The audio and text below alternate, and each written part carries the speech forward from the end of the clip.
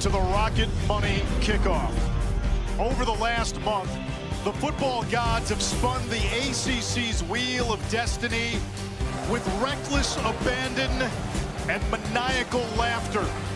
Louisville felt it last week. Clemson has felt it all season. Paul Carcaterra and Andre Ware were with both teams before the game. We begin with Paul. Clemson is second all-time in terms of college football playoff appearances. So the standard is really high in Death Valley. So at 4-5, what do they have to play for? Well, I had a chance to speak to leading tackler and linebacker Sammy Brown, and he told me the opportunity to play football is more important than the outcome. And this team is razor focused right now. And the biggest challenge they'll have in front of them tonight is dealing with Kewan Brown and the Louisville rushing attack. Yeah, thanks, Cart. Yeah, it's going to be because of guys like Kewan Brown, who ran for 136 last week. That's the chance, the slight chance that Louisville has to make the college football playoff. But it's the skill position players. Guys like Lacey on the outside. Guys like Chris Bell, highly rated for this year's upcoming draft, that will be the difference in this one tonight. The vertical passing game of Louisville. If they can push the ball down the field as well as run it consistently with a guy like Kewan Brown, Louisville will be a problem down the stretch. As they say in this town, Louisville has a puncher's chance. And Ashraf here, what the Cardinals need to do, they need to keep winning their conference games, and they need that ACC chaos as we look at tonight's Rocket Money Spotlight.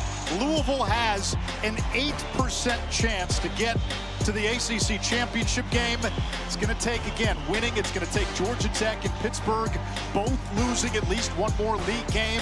And then you got to work through potential tiebreakers. If Clemson wins tonight, they take a Louisville slugger to the Cardinals' kneecaps and their playoff hopes. Kickoff from Derby City is next. This has been the Rocket Money Kickoff.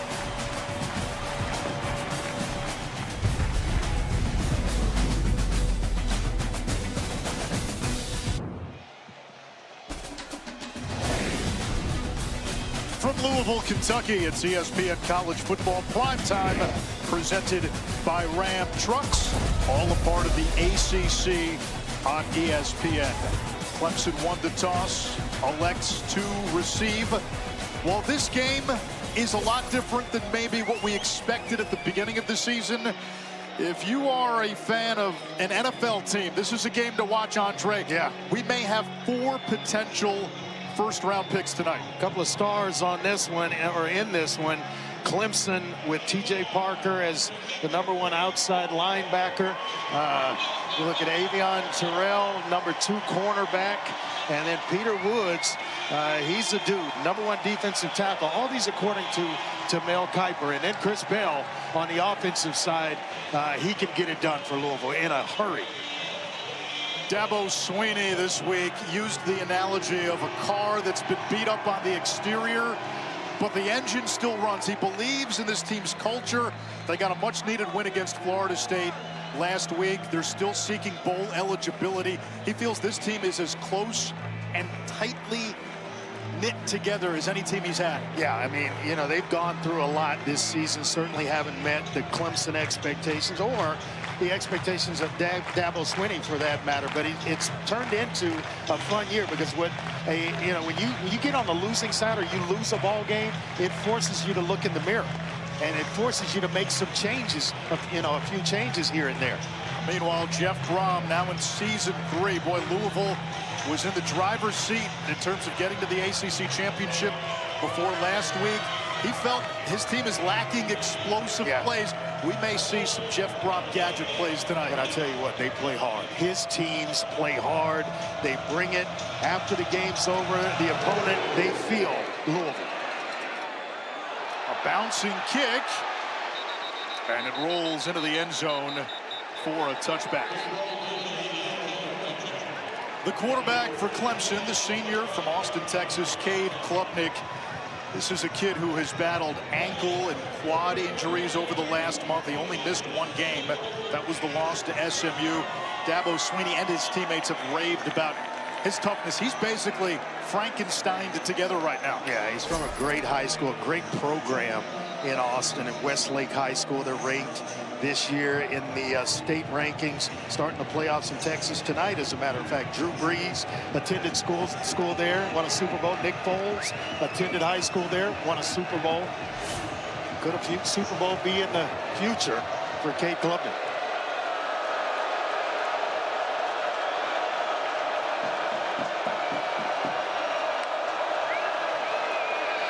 Quick throw on first down. That is Adam Randall. The converted wide receiver, flashing those receiving skills.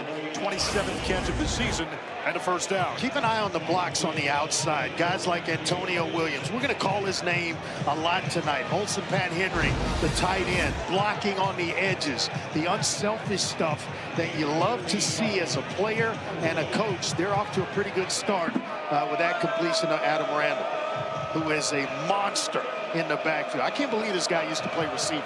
6'2", 235 pounds. Seems like the ideal back for Clemson. Tristan Smith, the motion man. Klubnik under pressure, and down he goes. It's Clev Lubin coming up with the sack, his 5th of the year. Went right off the edge. He's going to go around a pretty good player in Blake Miller, the right tackle. A lot of people have him highly ranked as well, and he just gives it to him upfield, and then the up and under, and making his way to Cade Klubnik.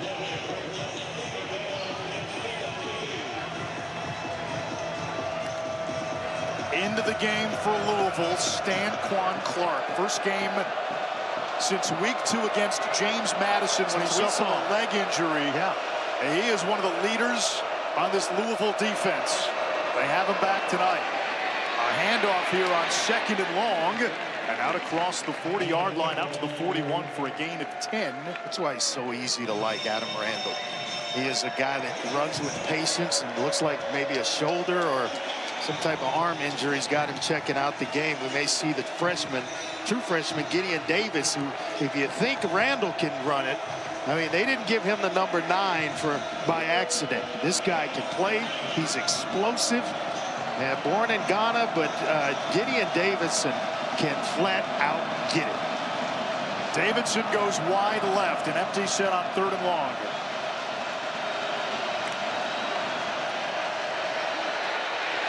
Klubnik wants a diving Antonio Williams, who's about a yard shy. Williams is a guy that this team wants to feature in a lot of ways. Gadget plays, speed sweeps, jet sweeps.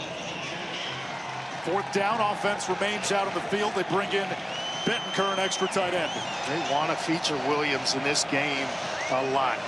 He has excellent balance when he's contacted by defenders, and the hands, just saw him on full display there.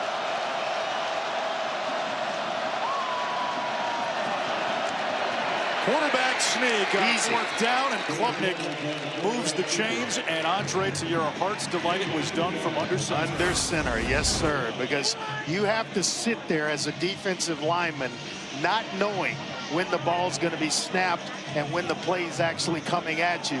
And Klubnik can sit there for as long as he wanted, and did for a while. Made it an easy conversion on 4th down for Clemson. I'm glad. It's good for your blood pressure, too. You get, yeah, can't have riled up. You can't have the blood pressure up early in the first quarter. When they go into shotgun on 4th and short.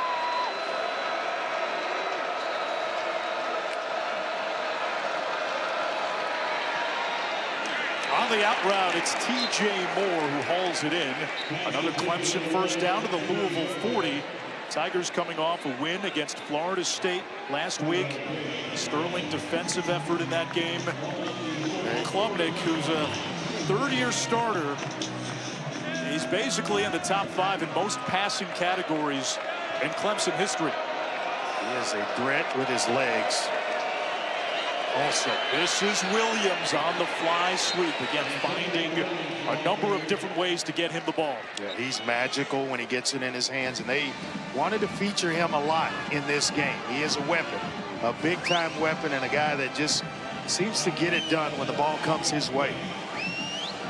Their top receiver with Brian Wesco Jr. out. And Antonio Williams has certainly elevated his play. Two tight ends here on 2nd and 5.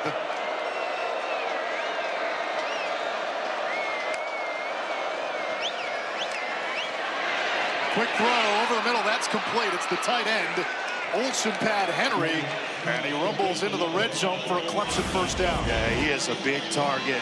At about 6'4", 240, knows that his zone, kind of throttles down right over the ball and presents a nice big target for Cade Klubnik.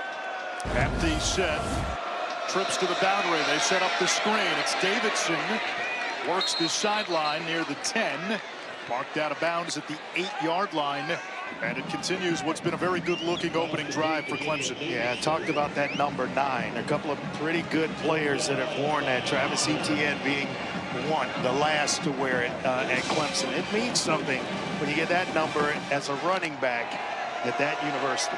Wayne Gallman also, I believe, wore number 9. Yep. This will be the 10th play of the drive. It's a direct snap, and Randall is taken down by Stanquan Clark. Going into the year, he and TJ Quinn were the twin spires of this defense. They've missed him. Yeah, you see him just kind of read it out and then make his way to Randall. They have missed his leadership. Though Caleb Perry has played well in his absence, he's not quite Stanquan Clark, who they really depend on in this defense.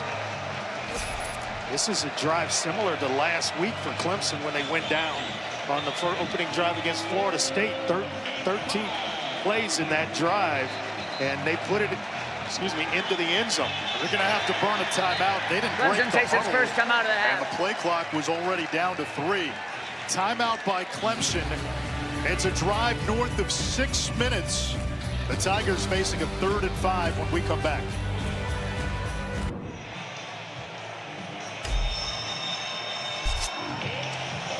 Impressive opening drive for Clemson, and they're doing it against one of the top defenses in college football. And balance. 5 runs, 5 passes in this 10-play sequence. Klubnik, a perfect 5 for 5, and he's completed a pass to 5 different receivers. That'll keep you off balance defensively. You don't know where you're going to get hit. Pat Henry, the motion man, on 3rd and 5. Swing pass to Randall, and let's see how they rule that. No signal yet. Now ruled incomplete. It is 4th down. It was a forward pass, and Nolan Hooser will come on for a field goal try. Should be well within his range. Hit from 50 against BC and 43 last week in the game against Florida State. And 56 in 30-degree weather in Charlotte to win the ACC championship against SMU last year. A 27-yard chip shot. And Hooser has now made 9 consecutive field goals. A 12-play drive taking up more than 6 minutes off the clock. Clemson on the board first. ESPN College Football Primetime is presented by Ram, official sponsor of the College Football Playoff. Some of those early pictures paints a portrait of a coach as a young man. Dabo Swinney at Clemson, 7 playoff appearances, 4 appearances in a championship game, 2 national titles, 8 ACC championships, and that's the confounding part about this season being 4-5 right now. Clemson checked off all the boxes going into the year. They had roster continuity. They had an experienced quarterback. They had next-level talent across the board, and it's been just a nightmare of real things. 4-5. We're not expected to talk about Clemson at this juncture in the season just trying to get to a bowl game without mentioning playoff and having them in that conversation. Yeah, it's one of those deals where it's hard to see, it's hard to fathom, but here they are, and here comes Miller Moss, who has done a heck of a job this season. 63% on the year for Louisville, 11 touchdown passes, and I want to cut those interceptions down with 6 on the season. He struggled in the loss to Cal last week, and what Jeff Brom told us, they need more vertical throws, more passes downfield to keep defenses honest. And he's facing a defense with 3 projected first-rounders. On first down, Louisville keeps it on the ground, and it's to the running back, Kewan Brown, as we check in with Paul. You guys were talking about Dabo and this 4-5 team. He told us this week, if you watch this practice, you think we're playing for a national championship. This team has unreal leadership. This season is a comma. The story for Clemson football continues. On the slant, it's Chris Bell, one of the top receivers in college football. There's a flag down. They're rated to go pretty high in the NFL draft. This kid can play. Personal foul, chop block, offense number 70 and number 53. Penalty being forced, half the distance to the goal, second down. This is what Jeff Brom lamented to us. Ill-timed penalties from the offensive line. Yeah, you get a big play to Chris Bell, and then you're going to see Lance Robinson and Trevante Sylvester go low. Actually, it's Nigra, the center, along with Sylvester.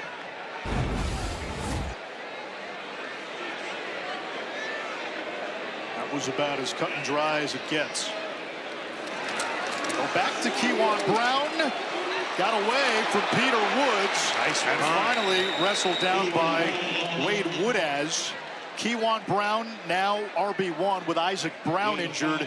Clemson's top running back out. When you get away from Peter Woods, you have accomplished something. He's washed down. He's pretty much wrapped up. He continues to fight. Got away from Woods and then picked up a couple of yards there. Nice run there by Brown. A 3-man rush on 3rd and long. There's the check down to Kewan Brown. Well shy of the marker. It's 4th down. Just playing some zone, forcing the ball out of Miller Moss's hands. Not going to give up anything deep in that situation to Louisville, and the penalty hurts. I mean, Nigra and Sylvester, that chop block, that hurt. It put them in behind the change or behind the sticks and created a tough spot to try to pick up a first down and keep this drive moving. Louisville had scored touchdowns in the last 4 games on their opening drives. David Chapeau with a good punt. Antonio Williams makes the catch, can't get away. He's down at the 25-yard line. Clemson's second possession coming up.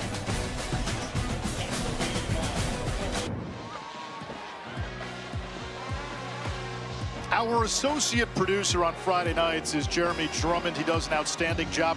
He's not in the control room tonight. He is with his mom, Jody, and for a great reason. Jody rang the bell today. It was awesome. Her final chemo treatment. We're proud of you. We're happy for you, Jody. And Jeremy, we're glad you could be with Mom on this momentous day. Congrats, Miss Drummond. Big prayers. And Jay, get back, man. We understand where you got to be tonight. That's for sure. Totally understood that one. Adam Randall picks up 4 on first down. NFL scouts are intrigued by Randall, who spent 3 years as a wide receiver. You mentioned his size. Cordero Patterson, yeah. Is that a comp? Yeah, that's a nice comparison. I like that one because he gives you so much. He's an excellent receiver. You know that because of his background. But when you see him run the football, it never registers that he was a receiver beforehand. Klubnik's throw is hauled in, and that's going to be enough for a first down. Cole Turner. Gentlemen, I spoke to Adam Randall this week. He has only played the running back position for 11 months, never played in youth or in high school, and when he changed positions from wide receiver to running back, Cordell Patterson was one of those players he looked at. Derrick Henry was another one. But watch him tonight, too. It looks like his upper body is bothering him. We saw him leave earlier in the first quarter. He's got some tape around that high bicep area on the left arm. Something to look at. We'll keep an eye out for it.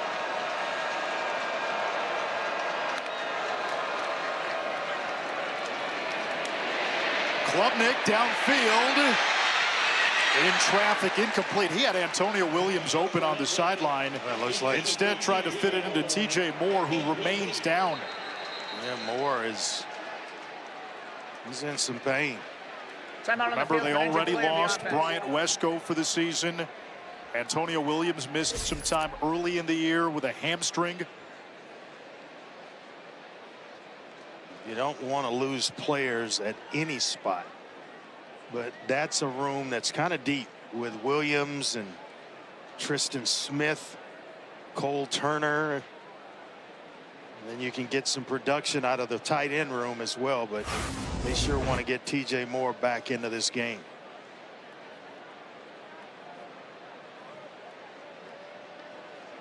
TJ Moore, a sophomore from Key West, and able to jog off on his own.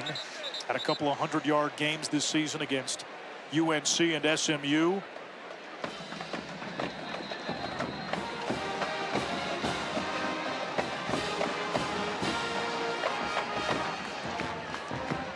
Hopefully he's okay, and we'll get a chance to see him later on in the game. Cole Turner into the game for Moore.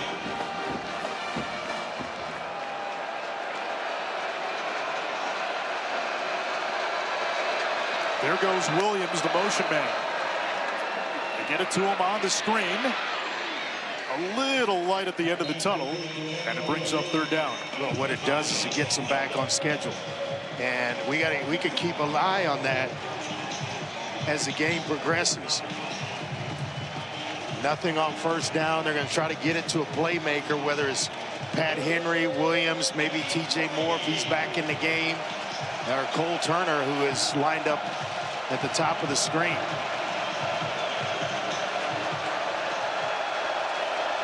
It could be four-down territory as well as you're approaching midfield.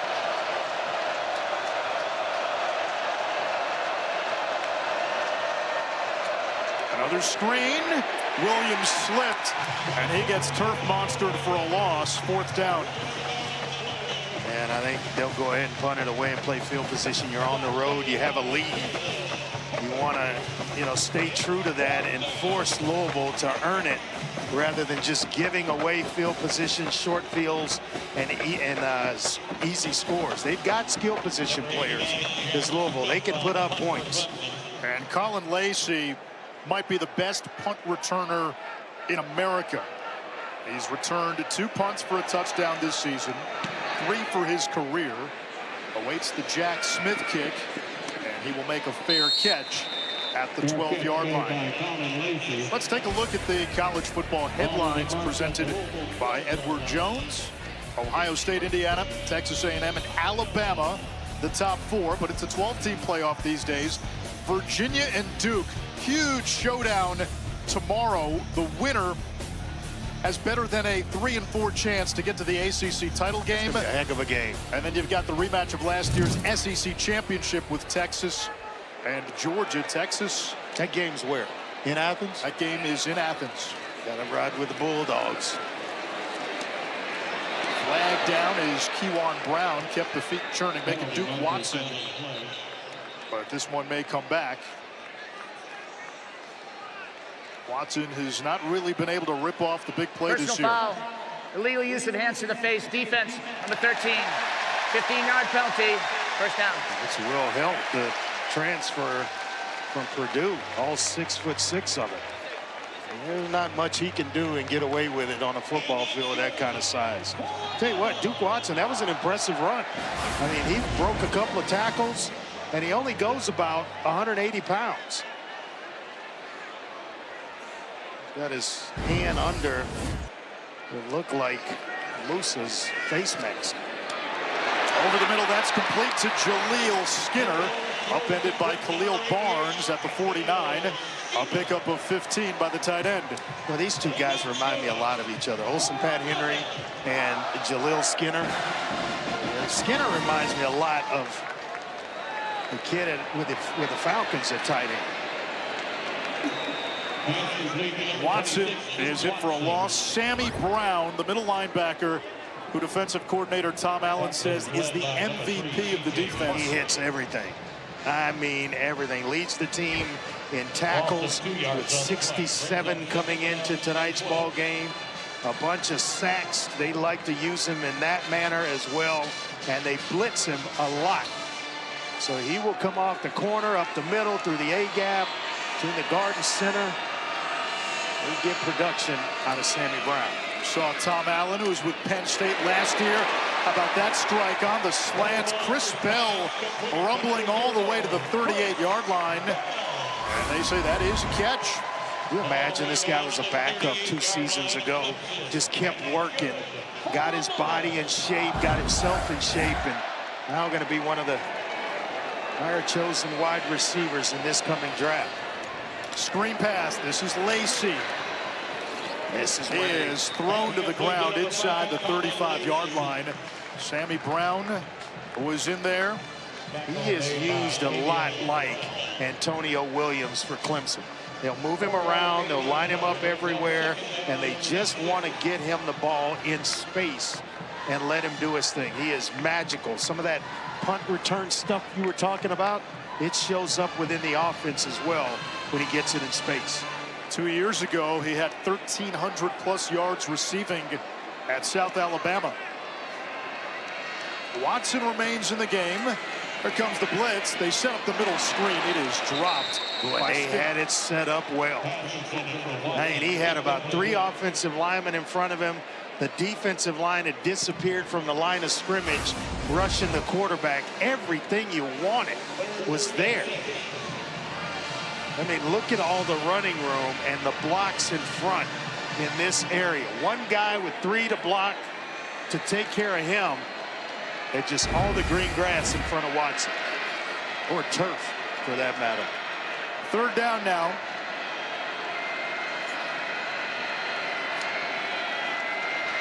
Moss moves the pocket. In trouble. Keeps the play alive. Little sidestep. And a lot of running for a whole yard. Cade Denhoff stayed right with him. It's 4th down. The coaches love him, Denhoff. He just plays every single snap as if it's his last. And I tell you what, Moss could not get by him. Louisville here with a chance to tie this baby up. Has a terrific kicker in Cooper Ranvier. 15 of 17 on the season. This from 51, it would be a new career long.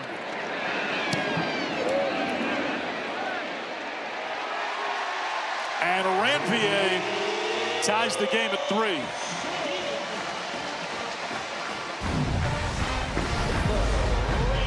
For 20 years, Allstate has celebrated every field goal and extra point made at participating universities by donating to the university's athletic scholarship fund, supporting all student athletes. Thank you to Allstate. Didn't take Louisville long to answer the Clemson field goal. Went right down the field, put a nice drive together, and points on the board. Part of the mystery tonight for Louisville, how do you bounce back? They were right in the mix for everything. College football playoff, ACC championship game. They were expected to win at home against Cal, lose in overtime. The defense gave up the most yards and most passing yards it had given up all season. How do you bounce back? What is there to play for? But again, is it a long shot for Louisville? Yes. But they still have a shot. 8% chance to get to the ACC as long as there's a shot, title game. You play for it. You keep it out there as on your goal board, and you shoot for it. And that's exactly what Jeff Brom had a chance to visit with him down on the field. It's exactly what he said they're going to do. I mean, they have no control over some things. What they do have control over is how they play and what product they put on the field. In this league, I don't think anybody expects things to go according to plan. No. It's just everybody knocking off everybody. Big Saturday on ABC. Game day is in the Steel City. Pitt's won 5 in a row with a true freshman quarterback. Notre Dame, remember, they started 0-2. They've won 7 in a row.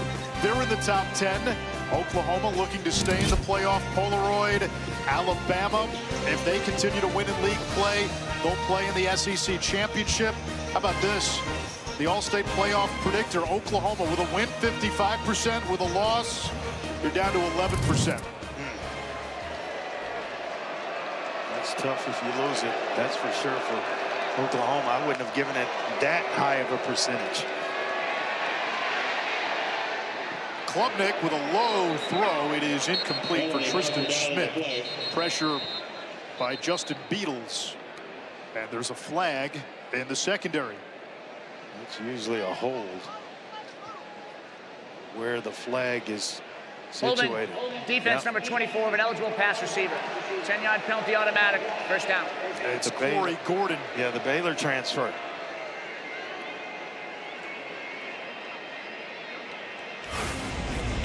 Just keep an eye on the slot receiver there. And Corey Gordon just kind of flings Williams to the ground. They're going to call that one, big guy, every single time. TJ Moore back in the game, lined up at the top of your screen.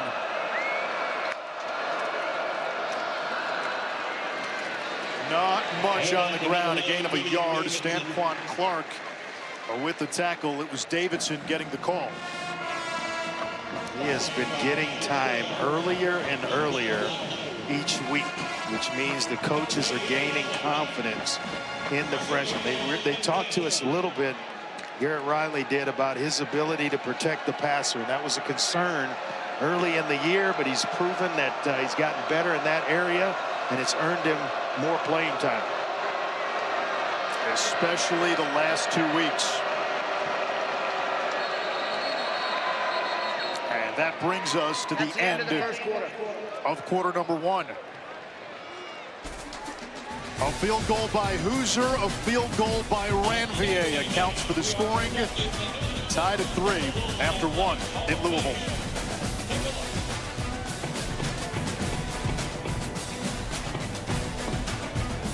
With Clemson head coach Dabo Swinney. Coach, Louisville has one of the best statistical defenses in the country. What's the best way to attack this unit?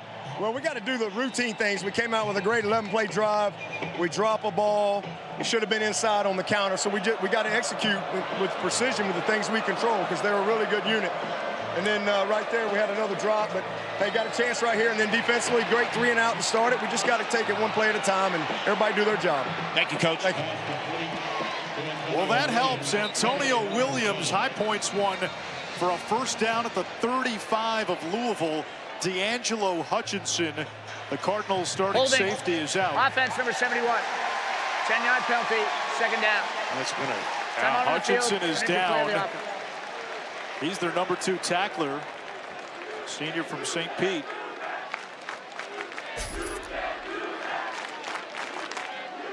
Coming into the game, Louisville wasn't sure if they would have their top corner, Tayon Holloway. Holloway did play. He's been in there. Yeah, Hutchinson, since coming back from an injury a couple of seasons ago, he's been pretty healthy. Last year, played in every single game on the schedules in all 13. Has a ton of experience and is a very extremely consistent player on the back end for Louisville's defense. Last He'll be year, okay. Yeah. when Louisville beat Clemson, Louisville had 2 blocked kicks, including 1 by Hutchinson. Well, he means a lot to that man's defense, to Ron English's defense. And you want to talk about aggressive, he can bring it and loves bringing it and will bring it.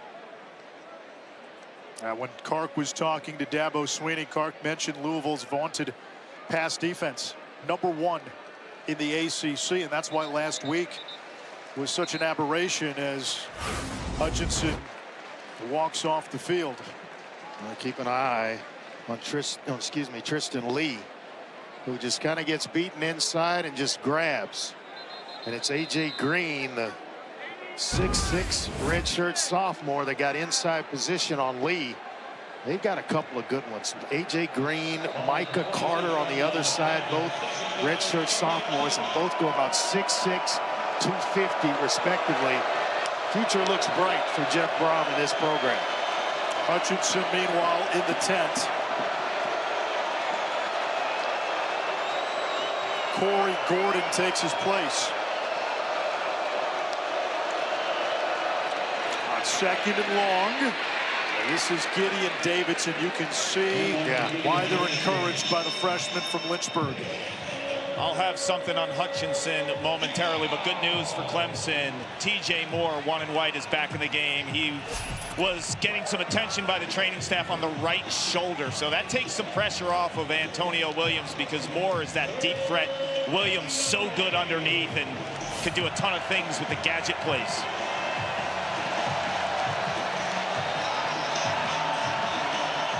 Moore lines up at the bottom of your screen on 3rd and 9.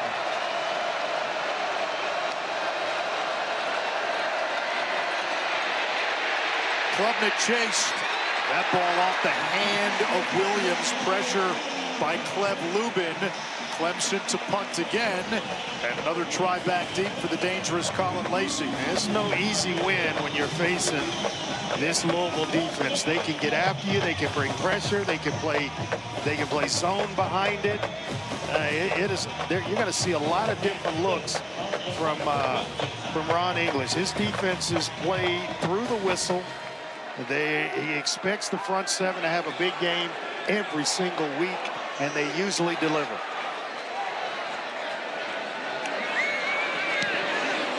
Smith gets this one away. Good punt. Lacey can't navigate the sideline. His momentum carries him out of bounds. 48-yard punt by Smith. No return.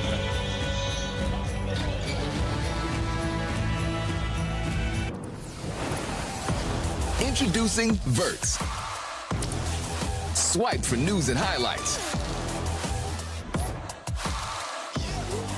Now available on the ESPN app.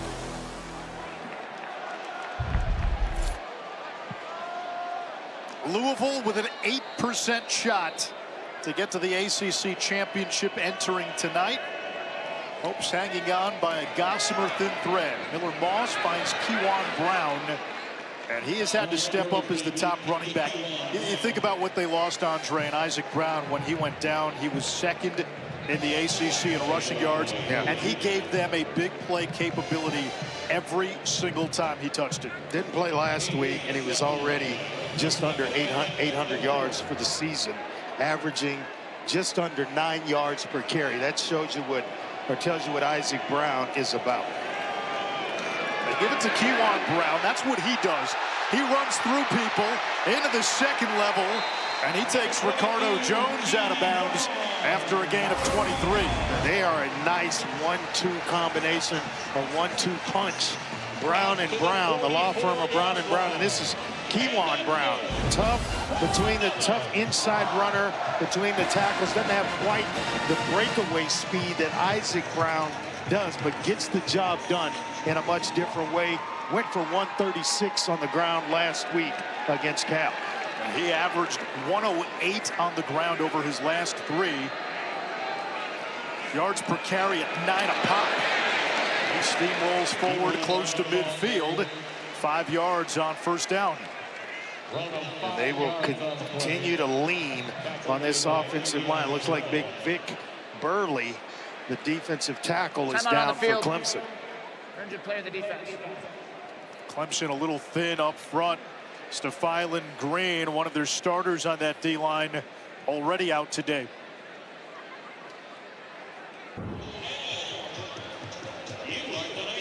ESPN College Football Primetime is presented by Ram Trucks. 3-3 here in the second quarter in Derby City. Anish Shroff, Andre Ware, Paul Carcaterra.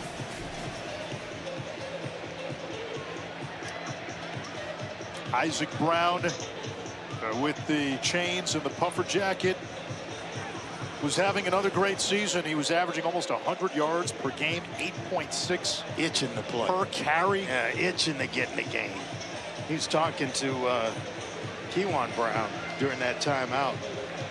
He's sharing some running back knowledge with his counterpart. Both guys are sophomores and complement one another very well.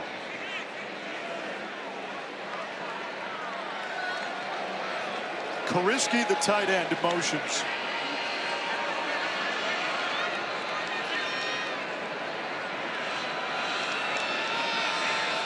Clemson cheating up. They bring pressure off the edge. Brown hit and then gobbled up right at the line of scrimmage. No gain Clemson read that. Will Helt amongst those getting in there. He and Jeremiah Alexander also in there, the team's third linebacker. They run this 4-2 front, and they keep a what they call their tiger position. It's kind of a linebacker slash defensive back type in the game. But then when they go 3 linebackers, it's Alexander that sees the field. They bring the nickel blitz. Moss gets hit, looking for Bell. It's incomplete. Corey and Gibson shot into the backfield, untouched, and Miller Moss got lit up. He stood in there, and I think once his focus went to the sideline to deliver that pass to Chris Bell, he never saw the blitzer. And he's so locked in on Bell that, man, he stood in there to the last possible second. And here comes the blitzer, and it's a late blitz, so you take your eyes away from it. Just took a nice little shot to the ribs. Chapeau punts it away. Williams makes the fair catch inside the 10. They had to make a business decision there. You let that bounce. Louisville may pin it even deeper. Usually you let that one go. We remind you that it is already week 11 of the NFL, and the Sunday Countdown crew gets you ready at 10 a.m. Eastern. We'll go into the origins of the Bills Mafia table smashing, and then It'll be a great game there in Seahawks and Rams. Wow. How about Monday night? Cowboys and Raiders. It is the Quinnen Williams Dallas debut, and you wonder how Dallas reacts. It's been a rough week for them. They're coming off a bye. Obviously, the death of Marshawn Nealand in the interim.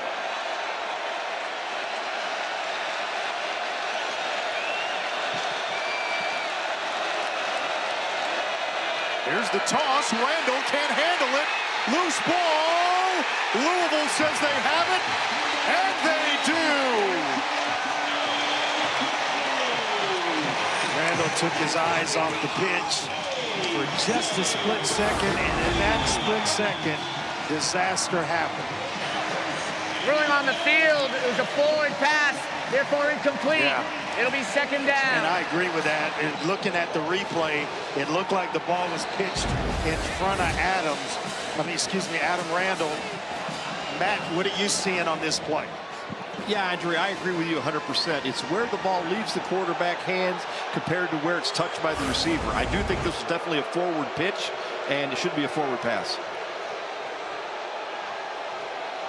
And a good thing for Cade Klubnik, along with Adam Randall, that's how it worked out, because any other pitch like that would have been behind the line of scrimmage. I think he just outran the quarterback, and he had to pitch it forward, which threw the timing of everything off. An incomplete pass, which is the best of all outcomes for Clemson. Yes. And it's going to be second down and 10, and that was clearly a forward pass. Louisville crowds the box. They go right back to the ground. Not a whole lot for Randall. It's third down, and now let's see if Ron English dials up pressure. My guess would be yes. If you're Clemson, how aggressive are you? Or do you just try to run it, give your punter some room? I'm trying to pick up the first down, but I'm not going to do it at the expense of a turnover.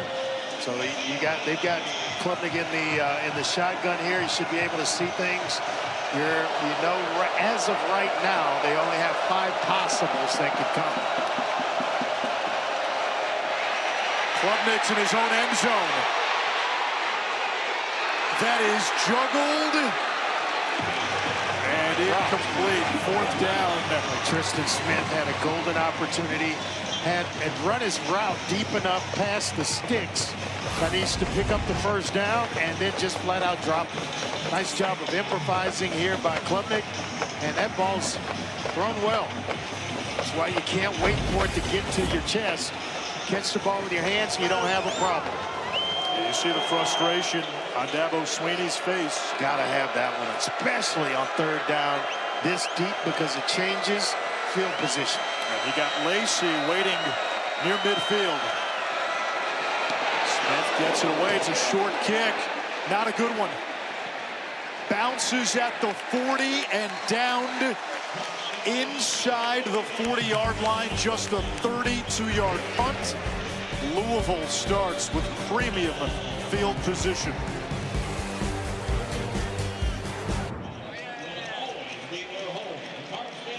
Here's our College Football Award Spotlight, brought to you by the Home Depot, featuring the Paycom Jim Thorpe Award. One of the semifinalists, Clemson cornerback Avion Terrell. A couple of sacks last week. He has the most sacks of any cornerback in the Dabo Swinney era. And you talk about bloodlines. Brother AJ is an all-pro corner and a former first-round pick out of Clemson, now with the Atlanta Falcons. Play him anywhere, over the slot, out wide. Just makes plays. Play action. There's the deep shot. It's Bell. Catch in stride and pulled down near the pylon at the 1-yard line. I'm wondering if that was a horse collar by Hannafin, running Hannafin, the defensive back, on the tail end of this. But what a throw. That's a heck of a toss by Miller Moss. Maybe it was a jersey. I don't know. That started as horse collar and should have been. They may look at this to see if he got in. Going on the field is a completed catch for a first down. That plays under further review. Let's bring in Matt Austin, our rules expert, with us again on Friday night. Ruling on the field was a catch. Well, let's go to the Game Day Operations Center first. Okay. So the ruling on the field is that the player was out of bounds short of the goal line, Right. correct? 1 yard line, right. Hey guys, Okay. Mike's here. Ruling on the field is a completed catch short of the goal line. Which one? The first one you were on. This one? So right now we're trying to identify the ball here, and we're looking here at the ball. If he fumbles it short of the goal line or if it hits the pylon. Yeah. Correct. So right now we're looking, we see control of the ball, control. Then we see that the body part is either going out of bounds, and then we're looking to see if that butt is out of bounds, as well as whether or not that ball is. Well, once the ball hits, it's out too anyways, right? Correct. But if he has control and he hasn't touched out of bounds, that's a touchdown. I agree. Yep. See if we got any other shots. Is TV giving us anything else? Not that I'm seeing. Well, let's try the high end zone. The handheld is a good one. So based off of this is the far handheld. Yeah. Okay, do that and then once I more. don't, Yeah, do that and once then more. I don't even. I think he's losing it when it hits his knee, don't you, I Mark? agree. I think his ball is losing it, and then I don't even believe the ball doesn't even. I'm not even sure if it even touches the pylon at this I can't point. say that. I can't. Can we go back to the other side and see if that loose ball? We now know it's loose, right? We Go to agree. other The side. ball is loose, short of the goal line, and now I am not sure whether or not that ball even touches the pylon or whether the body part touches the pylon. Would we all agree the ruling on the field is upheld? Looks like it could be his leg, yeah. I don't have enough to be able to overturn the ruling on the field. Is everybody in agreement? Yeah, with those two shots, I can't. If okay, Mark, on your side, I would like another side from that side view to see if the ball's. It looked initially, our initial views looked like the ball was rolling on the pylon, but you're right. Maybe the knee. Yeah, that one. I'm trying to look to see here with the replay B, Mike. When we're looking at this one here, is the body part hitting it or right here? Dude, that's not telling me anything. No, that's not telling us anything. We don't have helmet. Are we all pylon cams, right? No, we do not have pylon cameras. So the ruling on the field be upheld. Ruling on the field is upheld. Yes. Yep, agreed. Thanks everyone. 232. And that is play number 52. After further review, the ruling on the field will be upheld. It'll be first and goal. Let's bring in Matt Austin now. Matt, that was close to a couple of things. One, did he break the play and get into the end zone? But if that ball is loose and it hits the pylon, that would be a touchback at Clemson football. Yeah, Nish, you're exactly right. And I'll be honest with you, if I was in the replay booth, that's what I would have ruled. I don't think he ever had a body part down, let alone out of bounds. I think he definitely lost possession of the ball, and it rolled over the top of the pylon. So I think this should have been a touchback in Clemson's ball. Wow. Instead, it's first down and goal. And Louisville is on the doorstep. They keep it on the ground, and they do not get there. Duke Watson, who had his first touchdown on the ground just last week. Surprising that it's Watson that they go with the 180-pound back as opposed to the 210-pound back in Keywan Brown. But they did tell us they have a lot of confidence in Duke Watson running between the tackles, even at that size.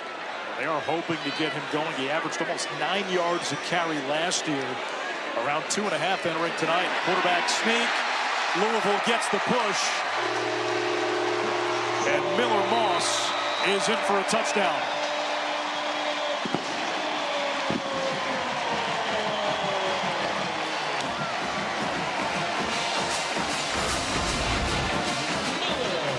You just can do so much from a timing standpoint when you're under center. If you snap that ball and he's in a shotgun, it takes a minute, but for the ball to get back there first and foremost, and then the defensive line's reacting. They get penetration before you even start towards the line of scrimmage. The extra point clanks off the upright, no good, and the score remains 9-3. First PAT missed by Ranvier. Just pulls it.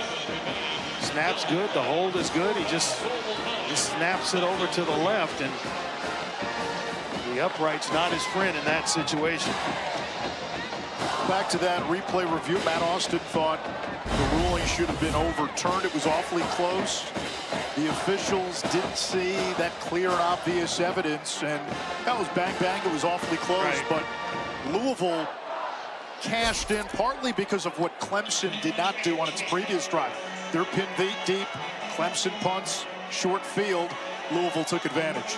Yep, and a couple of penalties helping out Louisville in that situation in terms of when Clemson was on offense, helped to pin them back deep.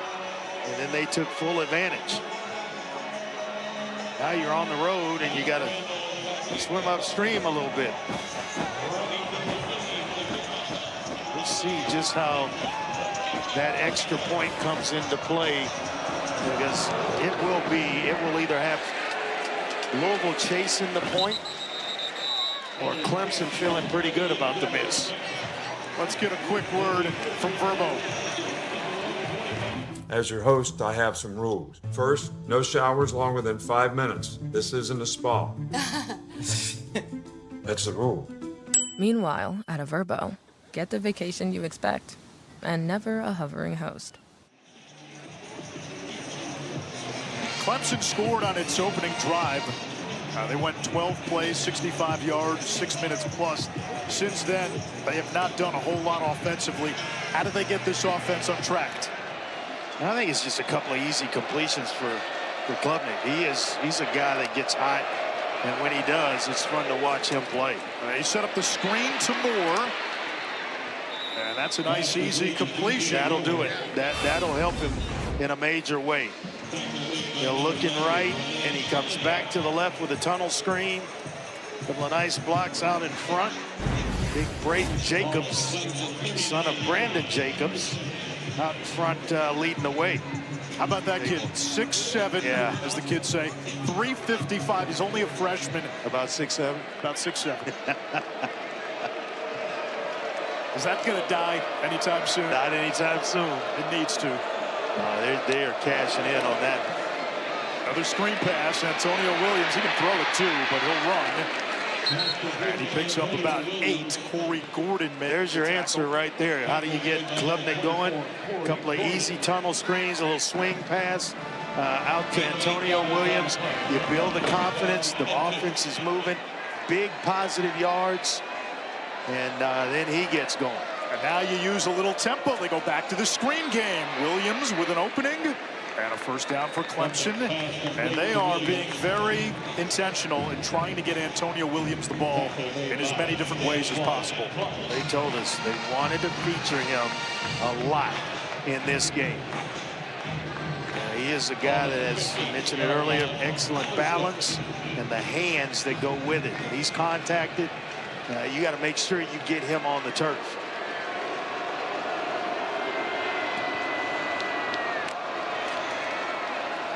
From midfield, that's T.J. Moore. Quick throw to the sideline, and it's been short, it's been quick, and it's gotten Cade Klubnik back into a little bit of a rhythm. And it's been effective because you get Louisville playing off, and that's allowed for the screens, the swing passes. They're in zone there, and they just go drop one off to Antonio Williams and get about half of it, so that they're very much on schedule here on second down. You can run anything on second and 5. Davidson's the running back. Run game's been inconsistent this year for Clemson. Pressure. Flushed out of bounds. Jordan Carrad led the charge. You hear the joke about, hey, throw it away, throw it in the stands. He literally almost threw it into the stands. Showing you the arm strength, because the stands are ways away from the playing field. But he gets immediate pressure. Hey, I'm just going to throw it away. And that baby almost gets to the stand, actually bounced up into the stands. I just saw the ball go in there. I'm like, pretty strong arm to get it that deep. Neither team has converted on third down tonight.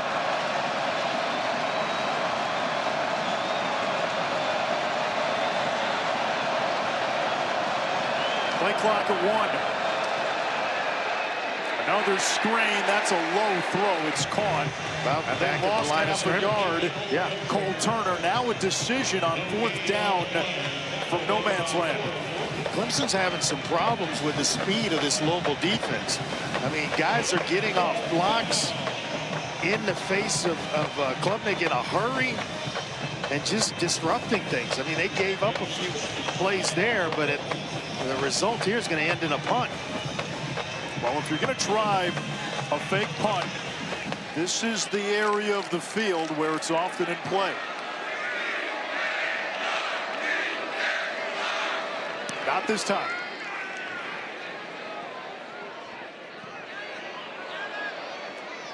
Jack Smith does his job and pins Louisville inside the 10. The Cardinals this season, they've had a knack for playing some drama-filled games. They trailed in that game against James Madison. They were down midway through the third quarter.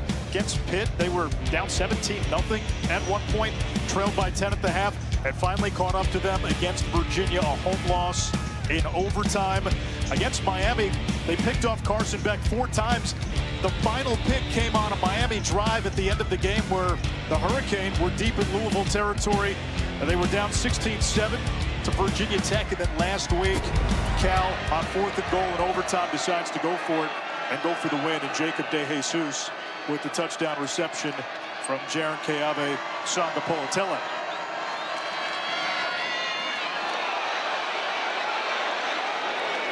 Duke Watson brought down, and he gives Louisville some room to breathe.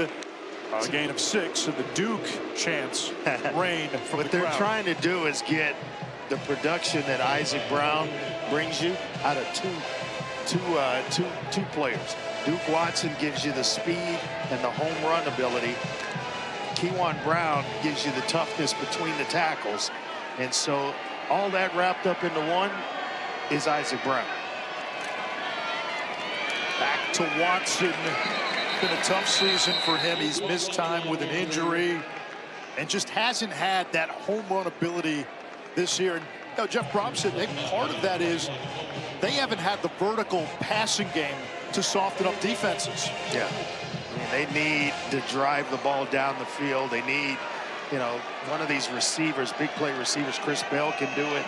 Lacey as well. And then Skinner, the tight end, who can work the middle of the field and the hash marks. He needs to come alive a little bit more than just 15, 16 catches on the year.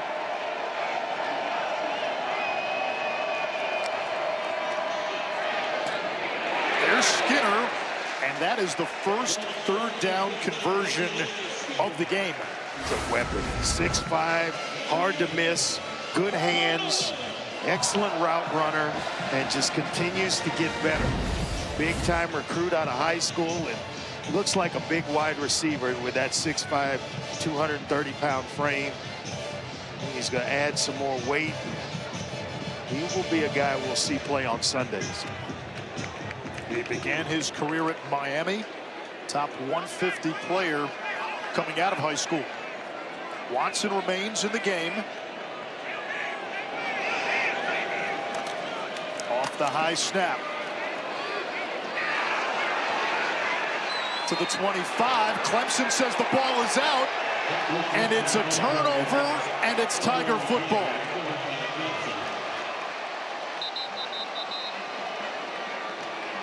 Boy, it looked like Watson had the ball secured.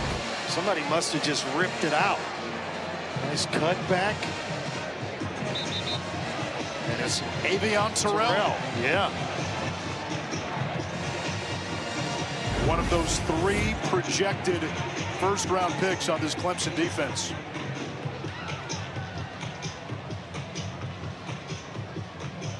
Now, Jeff Brom told us, hey, we see the Tigers' record, and it's a sentiment echoed by the rest of the ACC.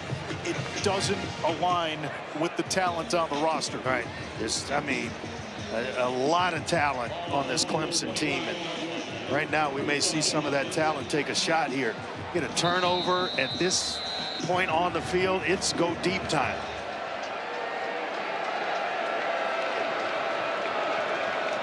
Antonio Williams, the motion man. Randall up the gut. Adam Randall in for 6. I guess there's more ways than one to go deep. They choose to do it on the ground with Adam Randall. Hey, broke a tackle, showing you how big and how strong he is. And right along the line of scrimmage, one guy got a hand on him about the 2nd level. And then it was all Adam Randall. It may have been Corey Gordon who got a hand on him, and that's about it. 7th rushing touchdown for Randall.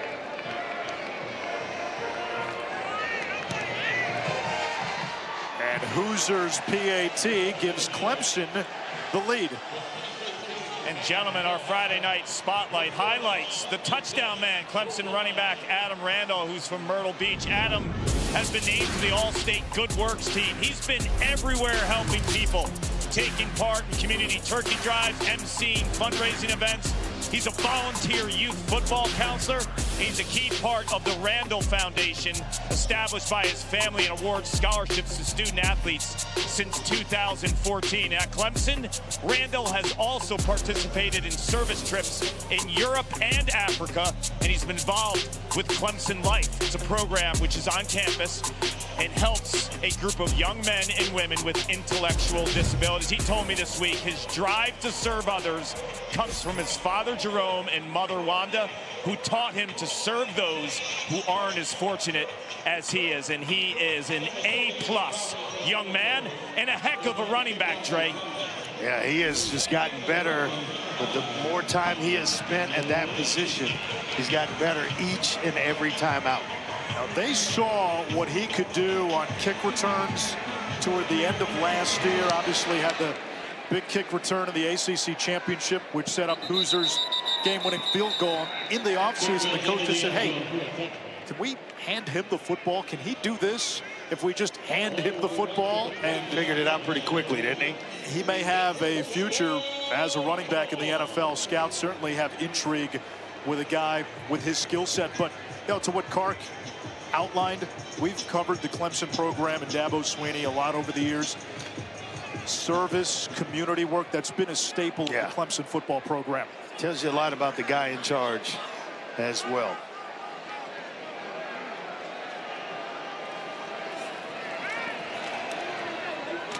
Lacey on the screen, pushed out of bounds by Gibson.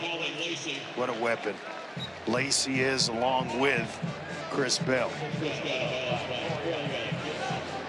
That missed extra point just kind of standing out on the scoreboard, isn't it? I just think of the ACC's wheel of destiny. Yes. The way it's been spinning. I mean, you had Georgia Tech rolling, and then a few weeks ago they get ambushed by NC State. We saw what happened last week. Louisville going down to Cal. Virginia losing to Wake Forest.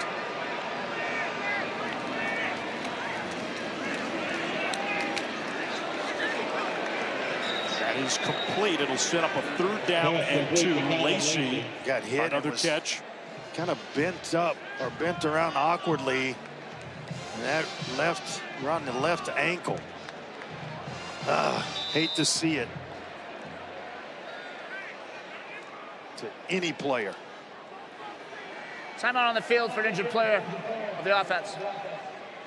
Lacey 5'10", 190, and if he's limited, that not only hurts you on offense, it also hurts you on special teams. Yeah, he is one heck of a return man on punt returns, as well as kickoff returns. Last year, he had a broken collarbone in camp. Ended up playing in 5 games. Opted out of the season at one point in October. His return was up in the air. But he is back with Louisville. You want to talk about some production? When he was in South Alabama. Oh, yeah. Playing for Major Applewhite. He had over 2,500 receiving yards on 208 catches. 13 touchdowns. His first team all Sun Belt with 91 receptions. 1 year, over 1,300 yards of that. So you talk about a guy that was productive at that level and then came to Louisville and was basically doing the same things. Hate to see him go down.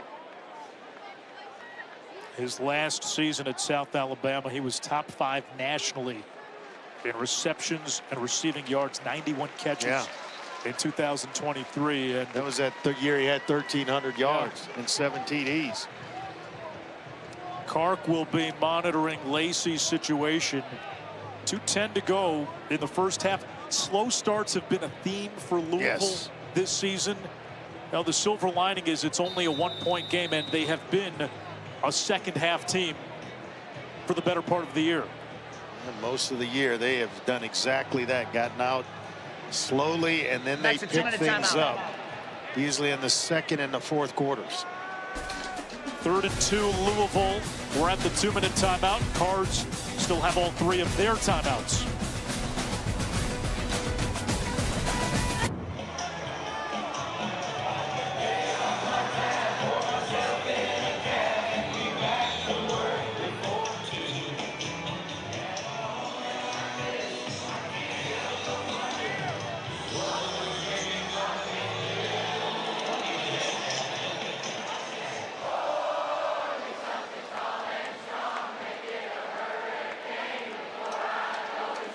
It's that time of the year. Playoff talk swirling, the ACC in a state of chaos. Final 2 minutes, first half. A powerful run by Kewan Brown. And a first down to the 47, a gain of 14. Nice mixture of Kewan Brown and Duke Watson. He is the thumper, the thunder, and Duke Watson is the lightning. 6 carries, 50 yards for Brown. He gets it again, and he's met by Wade Woodaz. It's a loss of a yard. Well, he has got some speed at that other linebacker spot, and he plays sideline to sideline, always flashing. When you turn the video on him and you're prepping for Clemson, this guy's making plays on the defense just about everywhere. He was Clemson's leading tackler last year.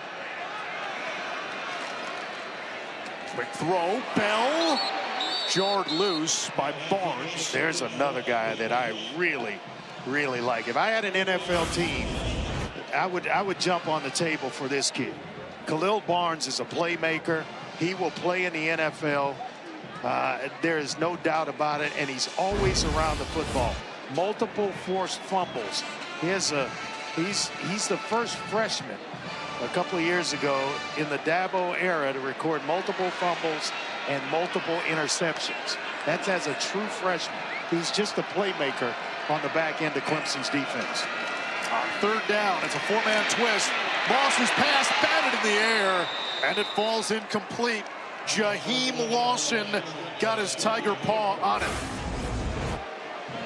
Boy, they just brought, when they decide to rush, T.J. Parker, one of the best in the country as an edge player, he just kind of dips that shoulder and comes free. It's just a bunch of guys with a, on a free run at Miller Moss. They have dudes on defense, no doubt. It's just been inopportune breakdowns at the worst times this season for Clemson as Williams calls for a fair catch. Now you go back to the Duke game a few weeks ago. Clemson puts up 40-some-odd points, loses, and just breakdowns in the secondary, breakdowns on defense. They've been hit by the big plays, and that's what's interesting tonight. Clemson's defense has been susceptible to the big play this season. Tom Allen said it's a little bit of a confidence issue at times, and Louisville's looking to find big plays in its offense now without Isaac Brown. Just hadn't been able to find them without, it coming in the run game. We know that you can find them with Isaac Brown, even Duke Watson and Keywan Brown. But can Chris Bell get himself going? Can Miller Moss push the ball down the field and give Louisville some opportunities to make the big plays in the passing game? A minute to go. Long throw. That's another drop by Tristan Smith. It's his second drop tonight. 4 by Clemson in this first half. And he was one of the few transfers that Clemson has taken on out of Southeast Missouri State. He had one come off the 3 on the front of his jersey, and that one right off his hands. And, things are dancing between his ears right now. He was the one who stepped into a bigger role with the injury to Wesco. Louisville may take a timeout here if they get a stop. Klubnik, quarterback draw. And he's tackled at the 13. Let's see if Louisville elects to stop the clock. Klubnik's slow to get up. Remember, he's battled an ankle, he's battled a quad. Clemson's going to huddle, so they're in no rush. That almost seemed like a surrender play. Louisville's, are you surprised Louisville not calling a timeout? I am, actually. With being down a point, I always say you can't score enough points in the first half of a game. We got an opportunity here. I would stop the clock, see what happens on third down, and maybe try to get the football back. Instead, both teams content to let the clock bleed, and Clemson's going to call a timeout here. They do get it out of the locker room. Clemson takes its second timeout of the half. I'd go for the double dip. So give me a field goal here, and then maybe we do something bigger out of the locker room after halftime. Well, you think about it. You got a kicker in Ranvier who's hit from 51. You got 3 timeouts. If you get Clemson to punt, you've got a chance at a short field, and it may only take a couple of plays to give your kicker a chance. Instead, 10 seconds. Yeah, that last drive where they were just kind of chunk plays. And you get yourself in field goal range, you let your kicker come out and try one. Klubnik back out there. I don't think we're expecting a whole lot here. Clemson 0 for 6 on third down. Just a run to Randall. He gets a yard, maybe 2. And now we get another timeout. Louisville takes its first time out of the half. A 30-second timeout. Please just in the game clock to 6 seconds. I understand Louisville's taking the timeout. They want Clemson to punt. You're going to go for a block kick. You hear the crowd's frustration. That stems from why didn't you take the timeout after the last play? Yeah, and you could have run a bunch of plays to help yourself out, but now you're only going to get basically the punt return.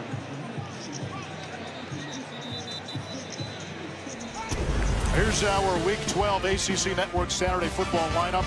At noon, it's a command center presentation of Notre Dame and Pitt. Remember, game day is going to be at Pitt.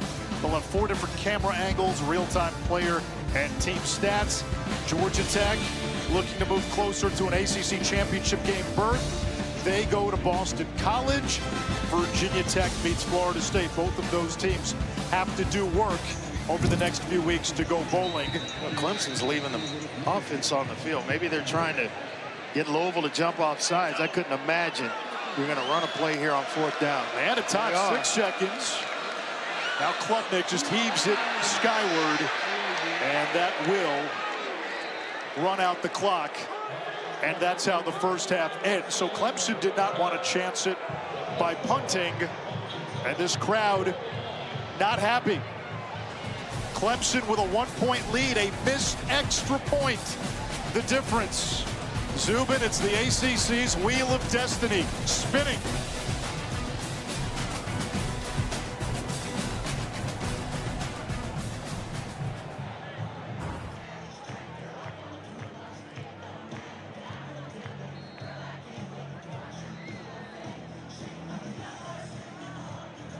It's ESPN College Football Primetime presented by Ram Trucks, all a part of the ACC on ESPN.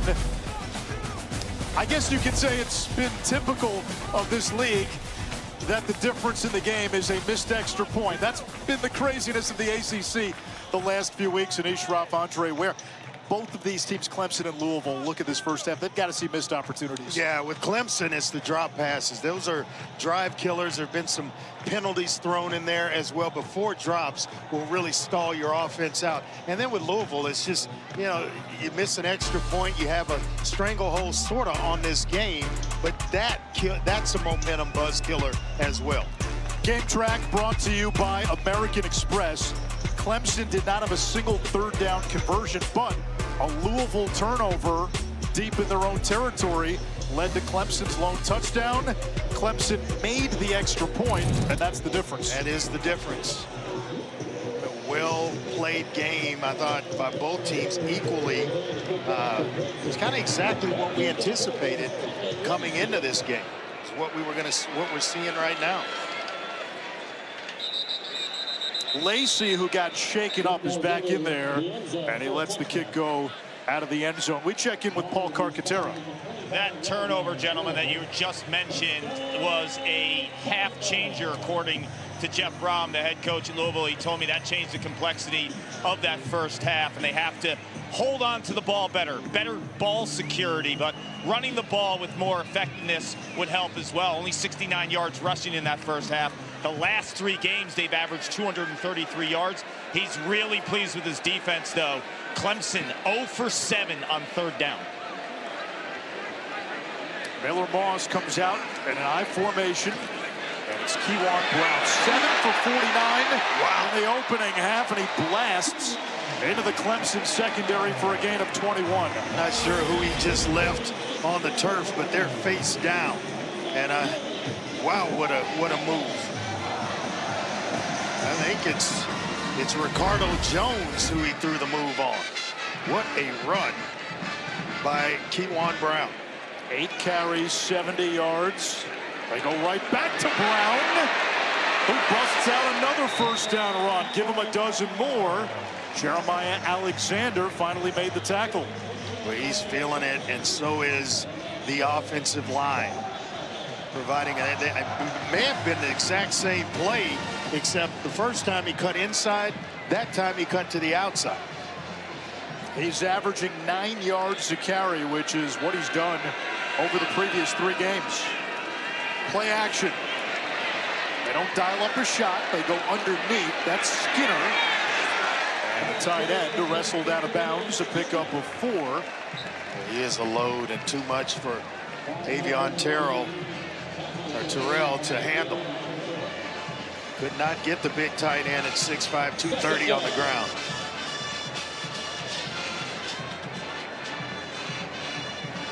Louisville's offense without their top rusher, Isaac Brown. He's missing his 2nd straight game.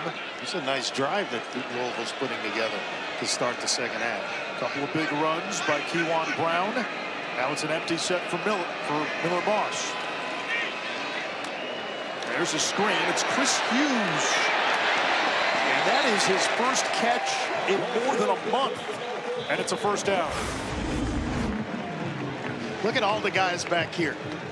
Excuse me, right here. All the guys on the back end, and that's allowing you passes in this area, which is exactly what Louisville takes advantage of. You're so deep, you can't make a play in time before the receiver gets to the first down marker. It's a heck of a play call by Brian Brom or Jeff Brom, the Brom brothers. Kariski lined up at fullback. Big hole. Kewan Brown. Amtrak's all the way inside the 5-yard line.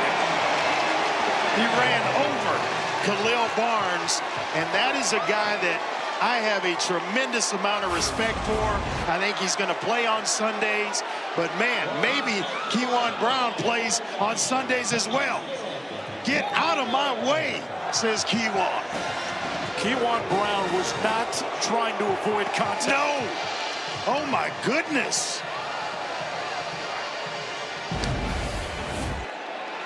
He gets a bit of a breather. He comes to the deservedly so. And Duke Watson is in. On the ground, here's Watson. He's got the speed, but he's bottled up. Sammy Brown and Barnes. Kewan Brown's upset. He didn't get that baby into the end zone, and he's hurt. He's limping a little bit. He wants to finish what he helped start on this drive. What an impressive way to start this second half for Louisville. 3 carries, 61 yards on the drive. An entire first half, they only went for 49 on 7 carries. Little option, now it's Lacey, he'll throw, Kariski is there. We've seen that one before. Yes, we have.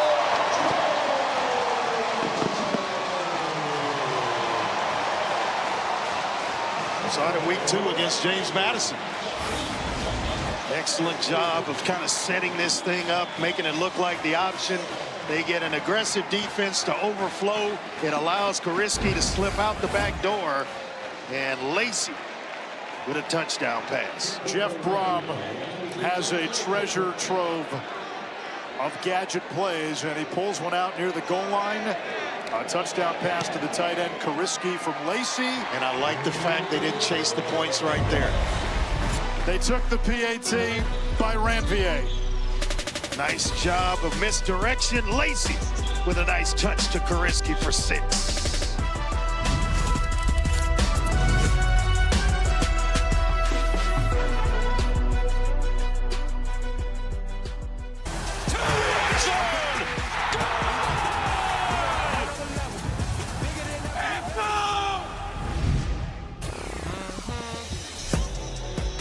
If you think about it, since the start of 2011, every season but one has featured either Clemson or Florida State in the ACC Championship. That will not happen this year. It didn't happen a few years ago when Pitt beat Wake Forest. That was the Kenny Pickett fake slide game. Clemson struggling to catch the ball in the opening half. Yeah, first one to Adam Randall, then they come back and try to go to Tristan Smith off his chest. Dabo goes over, gives him a nice talking to, comes back. This one off the hands of Tristan Smith. So he wants to know what's wrong, you know, exercise the demons out of his head, and let's go play football. Those are behind you now, and we need you. Smith, one of the rare transfers for Clemson. It's one of the teams where you don't see a ton of guys brought in from the outside. Yeah. It was part of the reason, all the player continuity off of a playoff team, why expectations were high, and Tristan Smith stepped up into a starting role when Bryant Wesco went down. Adam Randall bulldozes to the 32. Paul? Dabo Sweeney told me heading into the third quarter, heck of a first half by 2 defenses bringing it. The drops have to be cleaned up. That's attention to detail and routine type plays. He went on to say we have to cover 0. Chris Bell Jr., he's their guy, know where he is at all times. But the good news for Clemson fans, when Dabo leads at half, Tigers are 158-12. Klubnik to Randall. Finds an opening and moves the chains. He is a good-looking player, isn't he? Really come on the last few weeks, he being Adam Randall. Dynamic receiver out of the backfield, and he runs it better than you anticipate a guy that's only played the position for 11 months. No background as a running back, as you mentioned in the first half. But boy, it's, you know, athletes just catch on quickly, and he is that, a tremendous athlete.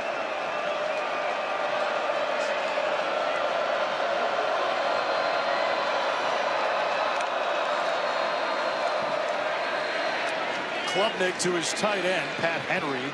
Short gain, sets up 2nd and 7. I like this big guy as well, 6'3", 240. Can move guys on the line of scrimmage, and an excellent receiving option. Makes tough catches over the middle, not afraid to put that body on the line. Andre, when you've got a receiving core that's struggling at times with drops, does it change anything for you as a QB? Well, yeah. I mean, you start searching for where they catch it best. Is it from the left side of the formation or the right? And that matters. Downfield, Williams sure-handed, and he picks up a first down. Nice job by Klubnik as well, keeping his eyes downfield, knowing that he's going to go to the seam to Williams all along. So you're holding a safety so that he doesn't get a nice jump on it. JoJo Evans Jr. is the guy that Cade Klubnik had his eyes on, holding him in the middle of the field so that he could deliver the football accurately and on time to Williams. Antonio Williams closing in on 200 career receptions. Already 5th all time. There's the screen. And T.J. Moore pulled down from behind. That's 94-61 right there. That's an old run and shoot play where you start one way, get everybody flowing away from the tunnel screen. Then you're going to plant your feet as a quarterback and go right back to it, trying to hit him right in the middle of his chest. You go the other way, it's 91-460. It's a nice little walk down memory lane. Took you back to 1989. It really did. That fast. 2nd and 6. Klubnik, design quarterback run. And he lost a yard.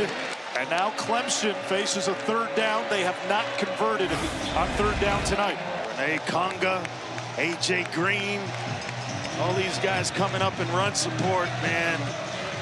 You got to get down because they are bringing some big-time firepower with those two.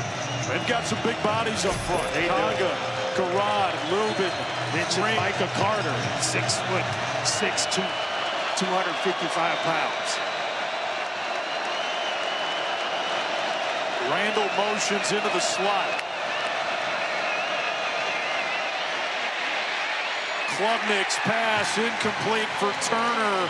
Clemson 0 for 8 on 3rd down. And guess who was right in his hip pocket? Trying to go to Cole Turner.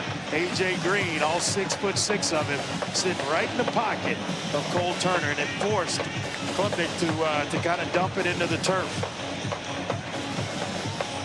So Hoosier is on for a field goal try from 48.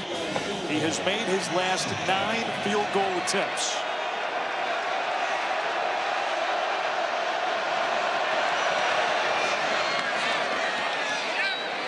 Make it 10 straight for Hoosier. Clemson within 3.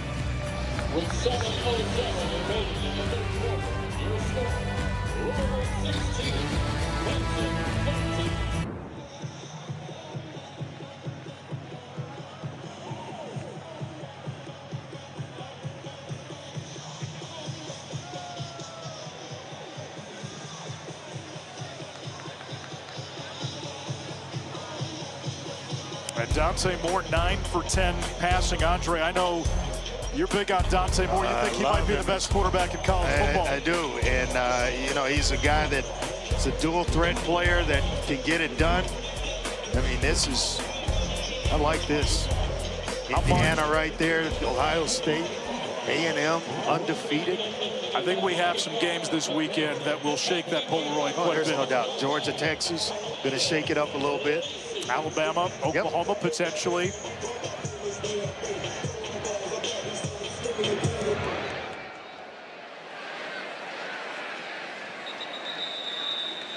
UFC 322 is tomorrow at Madison Square Garden. Welterweight belt is on the line between 27-1 Islam Makhachev and 3-name Jack. That's Jack Della Maddalena. Prelims 8 Eastern, 5 Pacific, with the main card at 10 Eastern on pay-per-view. Buy it at ESPNplus.com/PPV. Let's get it. Let's get it. I've become a big UFC fan. Still a big boxing fan. Over UFC, but I love the fights, man. Little bit of fight history in this town as Chris Bell hauls in a 7-yard catch, his third of the game. The greatest.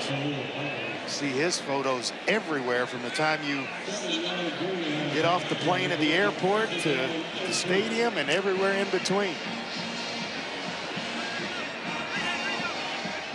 What a fighter he was. A fighter, a showman. Yes. And Louisville with Kewan Brown moves the chains. Brown tonight, 11 carries, 110 yards. 61 of those yards came on the previous drive.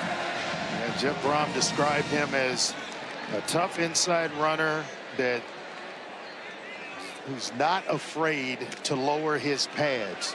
Just ask Khalil Barnes on that last possession. Now that might be on Sports Center later tonight. It just might make it. Lacey motions out. Moss to Kariski, who's lassoed down. So we wondered if Louisville would take more vertical shots tonight. Have not seen a ton. Not a whole lot. They've hit Chris Bell on a ball down the field that he caught. And that's been about it. It's been underneath kind of, but you also have to take what's there. And if Clemson's not giving it up, then you don't force it if you're Miller Moss. You just kind of take what's there within zone coverage. Now, you get some man-to-man that they've shown at times. That's when you can drive the ball downfield. On the ground, another big hole. Kewan Brown. Wow. Running with purpose and intention. And he did it again. He found number 7 on the back end once again. This guy just knows how to run the football. Then you see him kind of duck that shoulder and helmet into the chest of Khalil Barnes. My goodness. Tough run, young man. Khalil Barnes has to be thinking, did he make that personal? Now we get a flag. Yeah, they're going to get called for too many men on the field. Substitution infraction on the offense. 12 men in formation. 5-yard penalty. First down. Yeah, this is what Jeff Brom talked about. Drive killers. Yeah. Momentum stunters. Somehow starting left tackle, Trevante Sylvester was hustling off the field. So I'm not sure if he was hurt and trying to come off or what, but now he's back in the game. And they're making another change with Skinner coming in, or Kariski coming in for Skinner. Watson is in for Kewan Brown. You just get the sense Watson's been waiting to hit a home run. Longest run this year, 15. It was a 50-yard run waiting to happen. Almost busted one. Ricardo Jones hung on to the shoelaces. Well, you got to give credit where credit's due, and it's the big grunts up front on the offensive line of Louisville controlling this game here in the second half. Sylvester, Robinson, Nigru, Musa, and Miller all up front moving bodies and giving Watson and Brown plenty of room in which to run through. Louisville averaging almost 8 yards per carry. Go right back to Watson, got away from Sammy Brown, and shuffles ahead for a first. That's not an easy thing to do. Sammy Brown tackles anything in front of him. And he just kind of held on until Watson slowed down, and he got some help from a couple other white jerseys. Kind of get a feeling here Duke Watson might be on the verge of breaking one off. Either he or Brown, whichever one's in the game at the time, but either one could certainly do it. Lacey's in the slot. He's in motion. Moss, incomplete, wanted Watson. Barnes in coverage, no flag, second down. Barnes trying to get him a little get back. It's like, hey, if Brown's looking me up, when I have the opportunity to get some get back on somebody, I'm going to give it to Duke Watson. Duke Watson had that critical fumble in the second quarter. Every time he's been on the sideline since, I'm watching him, he's holding a ball. He's gripping it super, super tight. The ball means so much to this kid right now, and he's come alive. In addition to Keywan Brown, they are bringing it in the run game. They go back to the ground. Not much there. In fact, a loss of 2. It's third down. Alexander, the TFL. Alexander along with Myson Kelly up from his safety spot, or that tiger spot, helping out.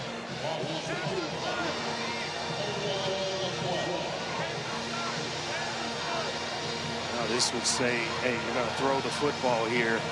Maybe a draw play, maybe a screen, trying to take advantage of the Clemson aggression if they decide to blitz or bring pressure on 3rd and long. Here they Watson come. goes wide. He gets it in space. Bounced back up and is tackled at the 21-yard line by Ricardo Jones. 4th down.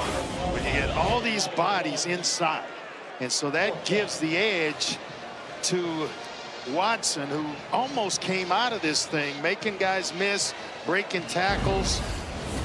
Terrell and Jones, the guys that had to bring him down, but he almost came out of that thing. Ranvier hit a 51-yard field goal and also missed an extra point tonight from 39. And Louisville extends back to a 6-point lead. 1:32 left in the 3rd.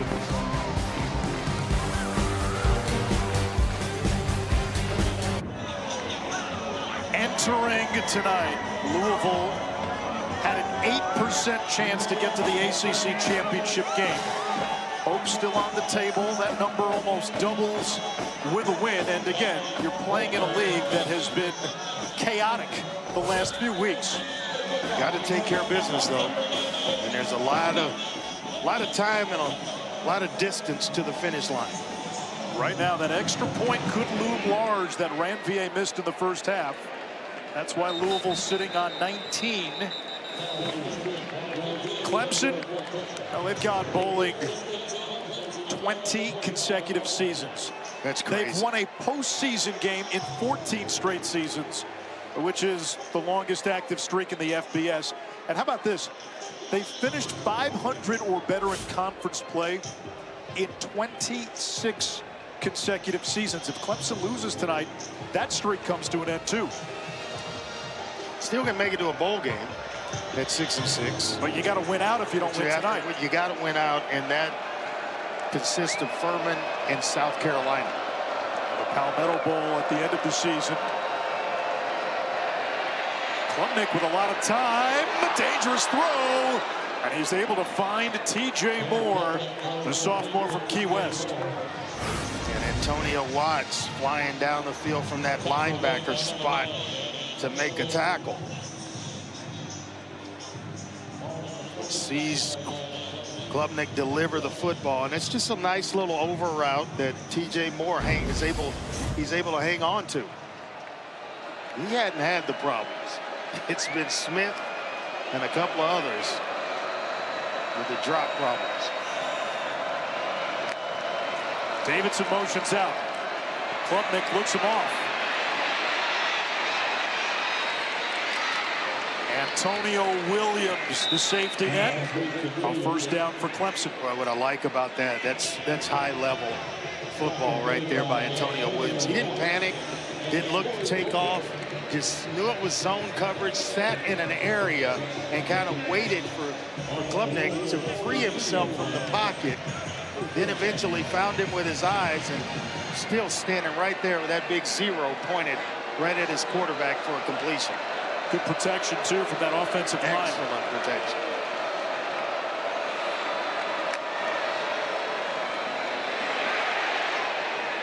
Klubnik forced to throw it away.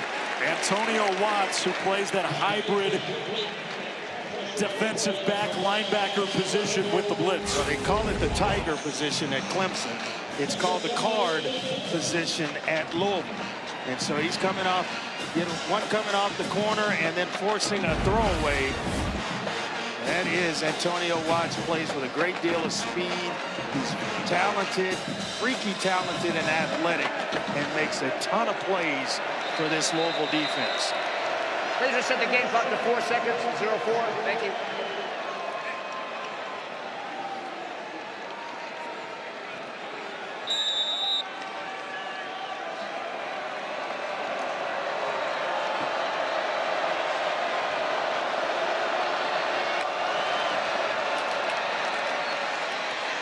Davison. Typhoons across the 35. A pickup of about 9 on the play. It takes us to the 4th quarter in Derby City. Louisville has won 19 of its last 21 when leading after 3.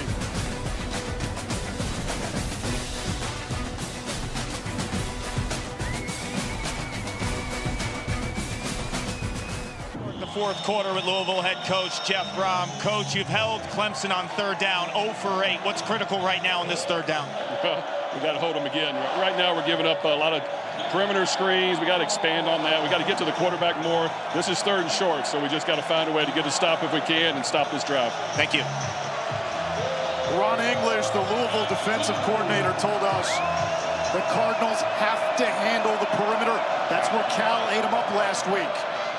Clemson runs straight ahead, and it looks like Randall's got enough. He does. Jacob DeJesus in the Cal win last week had 16 catches, including the game winner on the perimeter. Yeah, TJ Quinn almost had one heck of a play here to stop Randall short of the 1st down, but just couldn't hold on to him. See, number 34 in there fighting and scratching, trying to get the big back on the ground, and just couldn't do it.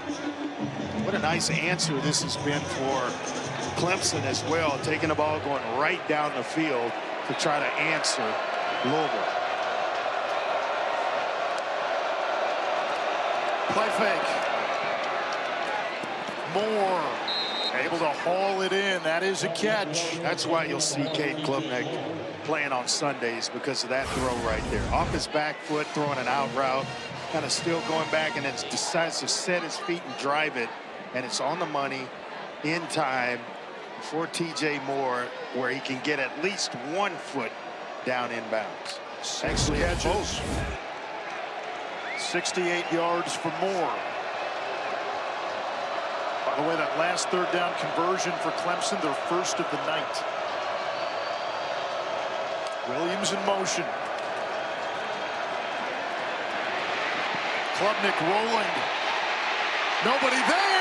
He's thrown down, flag down. They're going to have a face mask, Wesley Bailey knows it. Yep, and he just kind of reached to grab to get a handle on Cade Klubnik. Horse collar tackle. Defense, number 23. So it's not a face mask, it's actually a horse collar. Previous spot, automatic, 1st down. And you're right, Wesley Bailey, he knew it right away. Let's go back and take a look at this tackle. In space, and you're just trying to get a handle on an athletic player.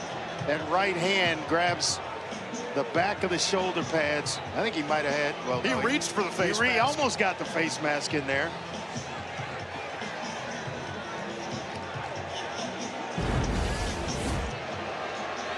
Gives him a fresh set of downs. It sets up a 1st and goal.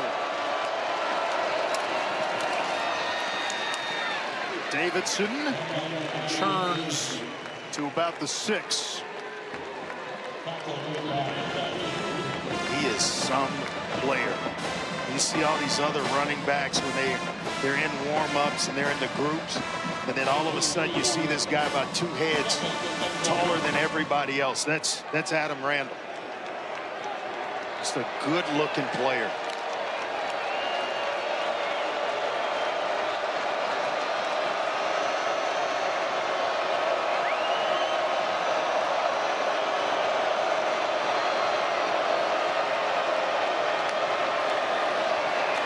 There's the pressure. Klubnik's hit.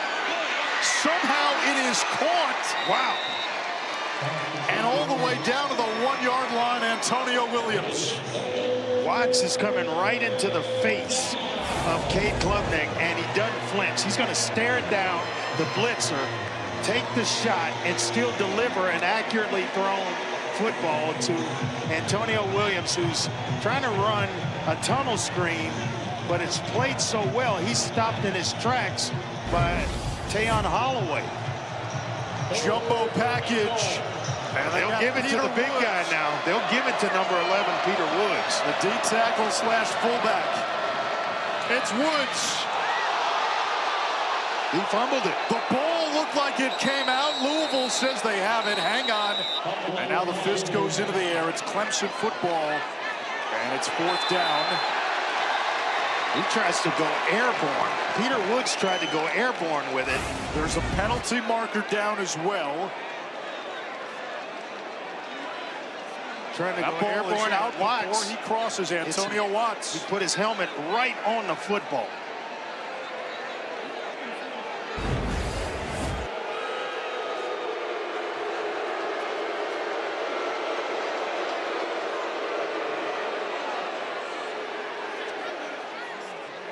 Going on the field is a fumble recovered by the offense to be 4th down.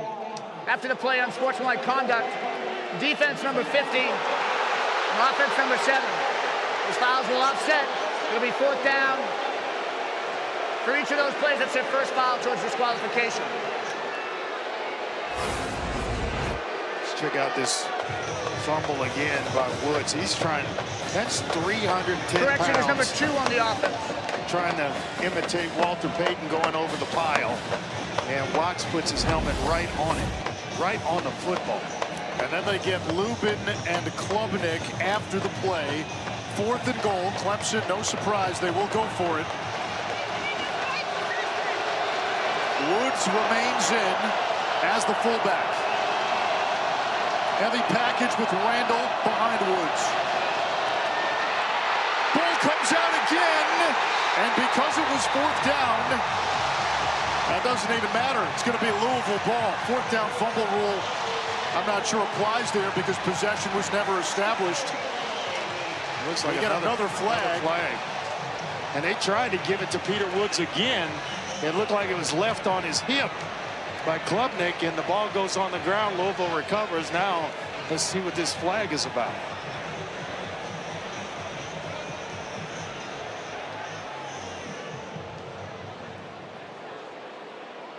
Looks like Dabo's asking him, why did you try to give it to Peter? That wasn't the play. Going on the field is a fumble recovered by the defense. It'll be Louisville football. After the play, unsportsmanlike conduct, defense, number 21. His first unsportsmanlike conduct foul of the game. Penalty enforced half the distance to the goal. Louisville football, 1st down. Timeout. Yeah, it was after the play. The foul was on Hutchinson. Klubnik has the football. So right here, as soon as that ball hits the ground, because Klubnik did have possession, the only one who could have even advanced it for Clemson was the quarterback. Let's look at the penalty after the play. So Louisville recovered the 4th down fumble, which only could have been advanced by Klubnik, and then that was the penalty after the play. On Hutchinson. Yeah. Now you do something like that, the eye in the sky won't lie. Then you throw your hands up like, I didn't do anything. Yeah, you kind of did. Disastrous turnover for Clemson. Louisville gets it back, and they get breathing room right away. Flag behind the play. What a night it's been for Kewan Brown, but it's all coming back because of a hold.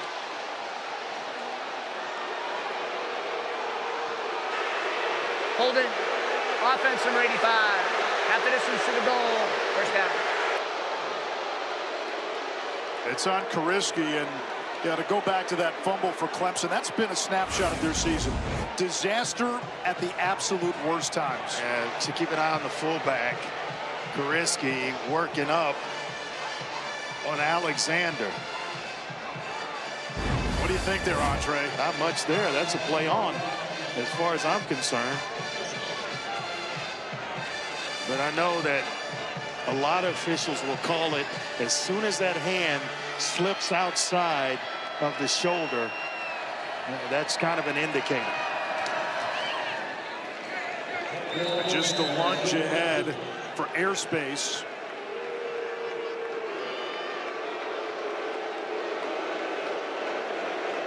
I'm not sure. Yeah, a lot of booing going on in the stadium. I'm not sure what the fans expect here. When you're backed up this far, you're trying to get a drive starter. And luckily, you know, it just wiped out the yardage that Brown gained and didn't take them farther back. The thing to be careful here, too. You get a holding penalty in the end zone. That's a safety. A throw. It's 3rd down and long. And now this becomes a critical play. Now, if Louisville can't convert, Clemson essentially gets a mulligan and likely gets a short field. Yeah, I'm looking in the direction of Chris Bell and Colin Lacey. You got to find one of those two to get you out of this bind. I go back to what Jeff Brown told us. He said, we've had some just ill-timed penalties from the offensive line over the last few weeks. It's 3rd down. They run it to Keywan Brown. That's been a good play in the second half. And he just drives Woodaz backwards.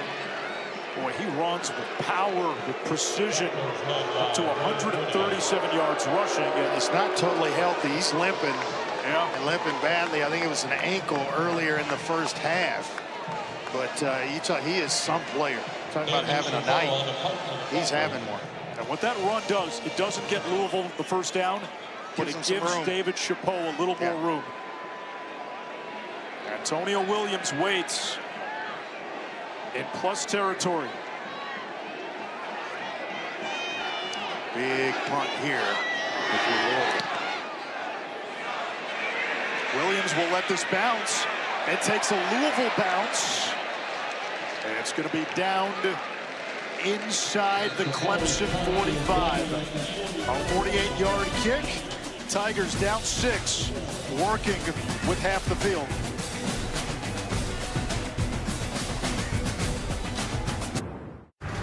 The College Football Playoff begins December 19th and concludes with the National Championship January 19th on ESPN. Clemson had a couple of chances to take the lead on their last drive. Peter Woods fumbled. Clemson recovered. And then 4th down. A fumble on the exchange. Louisville recovered. And Dabo Sweeney just not understanding. Yeah, he's going to Garrett Riley, wondering what the play call was, and it wasn't designed to go to Peter Woods. Woods wasn't expecting the ball on that handoff. But the Tigers defense forced the 3 and out, and now Clemson starts inside its own 45. Klubnik, who's been banged up down the stretch, off his back foot to nobody. You know, that last drive didn't go Cade Klubnik's way, but I've been watching him on the sideline. His positivity and his communication with teammates has been exceptional. And Adam Randall told me this week, Cade's one of the best leaders he's ever been around. They're roommates for 2 years. He said the tough moments are rooted in this guy, and it's never about him. It's always about us. And he went on to say, God put him in my life for a reason. That's about as good of a compliment you can get from a teammate. This is a 2-time ACC championship game MVP. And he puts it in the belly of his running back. Randall speeds down the sideline. Stiff arm. And out of bounds after a huge run. They mark him out at the 10-yard line. It's a gain of 46. Well, if you're wondering if Randall can run, he just showed you that he can indeed do exactly that. And I mean, speed after breaking the line of scrimmage. This is a guy who has playing running back for the first time, and he's only played it for about 11 months. And so he's having some kind of season, some kind of game here tonight. Well, here we go. It's the third Clemson possession at the 10 or in. They only have 3 points to show for it. It's Randall. He's getting close to 100 yards rushing, up to 98. How about the patience? I mean, he didn't just get it and go hammer it into the line of scrimmage or into the back of one of his offensive linemen. He let the blocks set themselves. Then he found a nice little crease in which to try to squeeze that 6'2", 235-pound body through it. It's impressive. Antonio Williams is the slot man. Direct snap. Randall.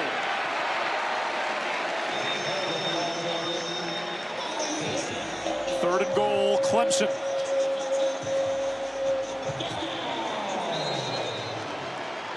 There's nothing there, and it looks like someone's Time down out on the field for an injured player for of the Clemson. offense.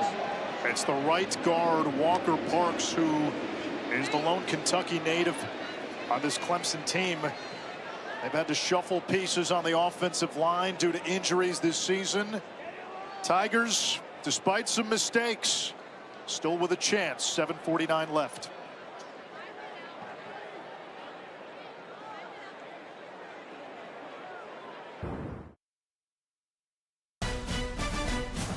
ESPN College Football Primetime is presented by Ram, official sponsor of the College Football Playoff. That's the Louisville Slugger Museum and Factory in downtown Louisville. It's third down and goal for Clemson. Adam Randall, the running back. We'll keep an eye on Williams. 0. Tight end screen. And Pat Henry cannot get there. 4th and goal. Here we go again. This is where Clemson was just moments ago. Louisville has a player down. Right about now is Wesley Bailey, the defensive end. He leads the team in sacks. Yeah. From Ottawa, Ontario. I give this Louisville defense a ton of credit. Down here at this part of the field, they have more than held their own. It was a defensive unit that came into last week as the #1 overall defense in the ACC. And Clemson had a couple of extra shots, if I remember right, because a couple of penalties gave them automatic first downs, and Louisville still were still able to come up big on defense. Bailey remains down.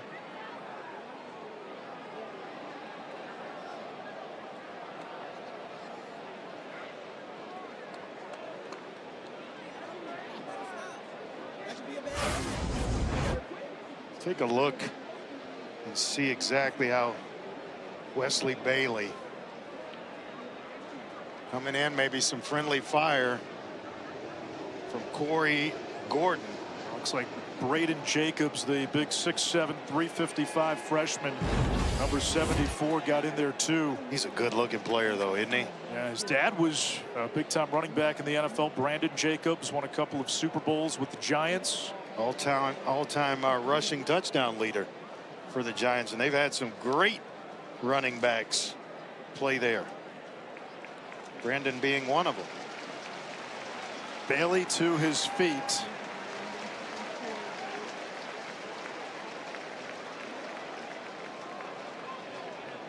The difference tonight, red zone production. Louisville, 2 trips to the red zone, 13 points. This is Clemson's 3rd red zone trip. Only a field goal. They were stopped on 4th and goal from the 1 on their last drive. Here they are again. What do you call this time, Andre? I'm going to get Klubnik on the edges. He is a mobile quarterback. I think when you get down here and you have one, you're doing yourself a disservice if you don't put pressure on the edges of the defense with your quarterback, with his legs. So I'm going to sprint out. I may bring, it looks like Antonio Williams is to his right. I may bring him in motion with the ball being on the right hash and sprint him left, giving him an option to either throw it or run it.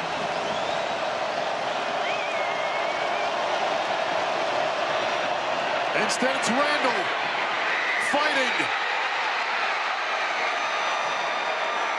Waiting for a signal. Touchdown Clemson, and we are tied at 19. Wondering what was taking so long, because it looked like, you know, half his body was laying in the end zone. I guess they just wanted to make sure he got turned sideways, and then he gets a little pull from Blake Miller. And into the end zone he goes. Blake Miller has been a stalwart at tackle. Going on the field is a touchdown. Previous play is under further review. All right, they will look at it one more time. Miller starting his 51st consecutive game. We check in with the ACC's Game Day Operations Center. So now when we look at, well, we're going to wait for Mike to give us the ruling on the field. So, hey guys, Mike is here. Mike, Ruling on the field is a touchdown. Thank you, Mike. So we're going to show you number 8, and we're going to show him he's going to run into the pile. We're looking at all of the body parts. I'm looking at 2 screens right now, guys. Correct. So okay. if they're synced, and you're going to see the number 8 going into the pile. We're going to see his body parts are up. And then when you look at the near cart as well, you're going to see eventually now we're going to see that he breaks the plane with his body parts up. The ruling on the field is upheld. Is everybody in agreement on this? I'm looking at the right shot is showing him his body part up. And the, excuse me, left. The right part shows the ball's clearly over the plane with the goal line by a lot. Okay. So the ruling on the field is upheld. Over the plane. Upheld. Thanks, guys. Thanks, guys. Clock is good. After further review, the ruling on the field is upheld. It was a touchdown. And now the point after. And remember, the point after, the difference in this game. Louisville missed one in the first half. Clemson now, if they make this, would take the lead.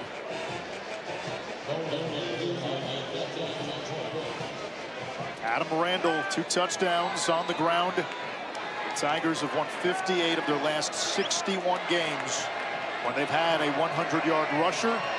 Randall at 102 tonight. Hoosier ties the game.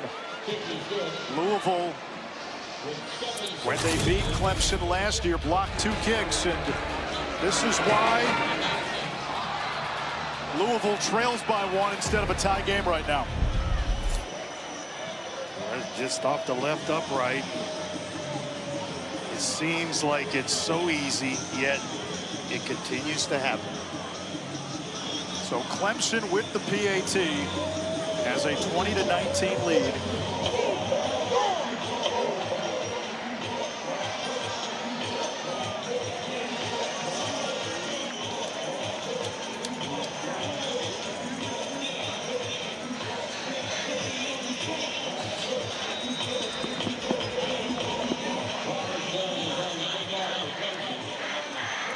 .16 to go in regulation. Well, one guy that Louisville may want to look at is Kewan Brown, who's averaged 108 yards rushing his last 3.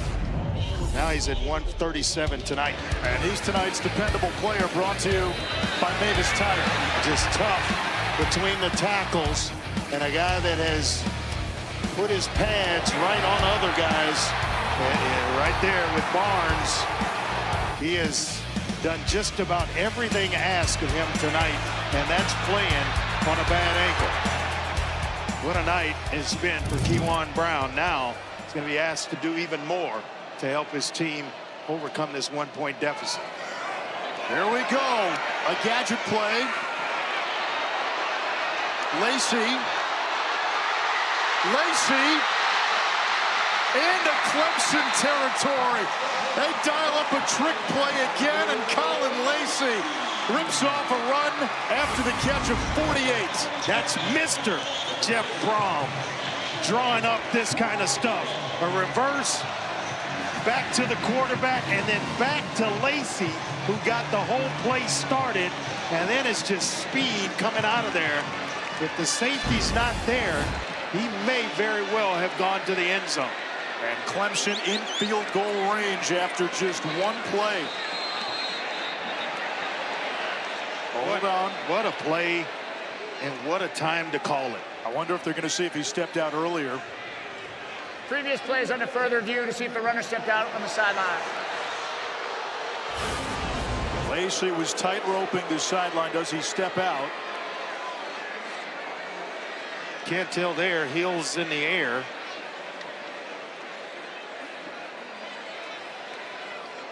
So this should continue on if that's the point. Fine with the left foot. I think he's fine. Well, let's listen to the ACC's Game Day Operations Center. Stepping out of bounds. So right now we're trying, when the number 5 is running up the field, we're looking at his feet and we're trying to make sure that he stays in the entire time, which is what the ruling on the field was. And right now, based off of the coach's end zone, we're going to go back a little bit. Go back. John, go back. How far do you want to go back? Go back, go back. Okay, right here. And now we're going to look. Go past this. So we're looking I don't at that see anything foot. there. Yeah, I Nothing see there it. to be able to overturn. Keep going. See the toe down. Keep going. Inbounds. Heel Yep. up. Keep The next playing. step is clearly in. So we see that one in, see this one in. Based And off we're of these clear looks, off that, right? And we don't have anything to be able to overturn the ruling on the field. Upheld, first down. Stands. Yep. Where's our spot? Thanks, guys. Thank you.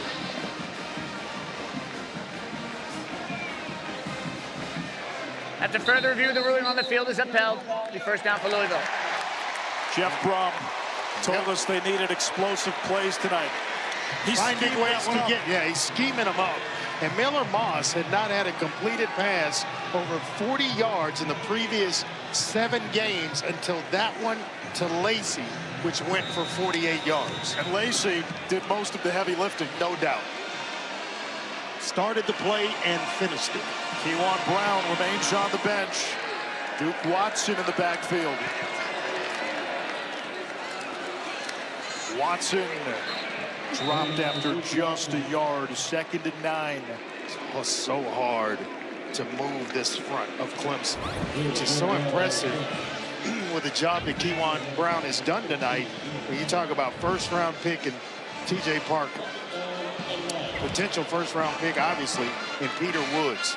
And they've got some other guys. Will Help on the other side, the Purdue transfer. Guys that are just fantastic playmakers on this defensive line. Yet Louisville having success running the football. Lacey is lined up in the backfield. He motions out. Cal did a lot of this to Louisville last week with DeJesus. And now a timeout by the Louisville Cards. takes its first time out of the half.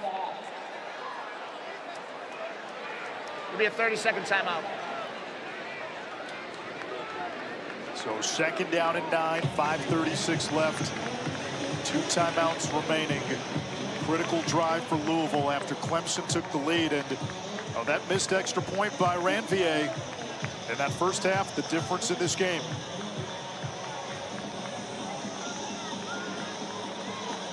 We said it at the top of the broadcast. Louisville's playoff hopes and ACC title game hopes took a hit last week, no doubt. They still have an 8% shot. The number jumps to 15%. That's to get to the ACC championship, which they would then have to win to get into the playoff, but focus on getting there first. Yeah. If they win tonight, it's 8 to 15%. In a league that has been defined by chaos the last few weeks. Watson unable to get away, no gain. It's 3rd down. Sammy Brown just blew up that play. Boriski's trying to block and open up a nice crease on the outside, right outside the tackle, Trevante Sylvester. And Brown just came through, blew it up. Keywan Brown, 14 carries for 137. Checks in on 3rd and 8.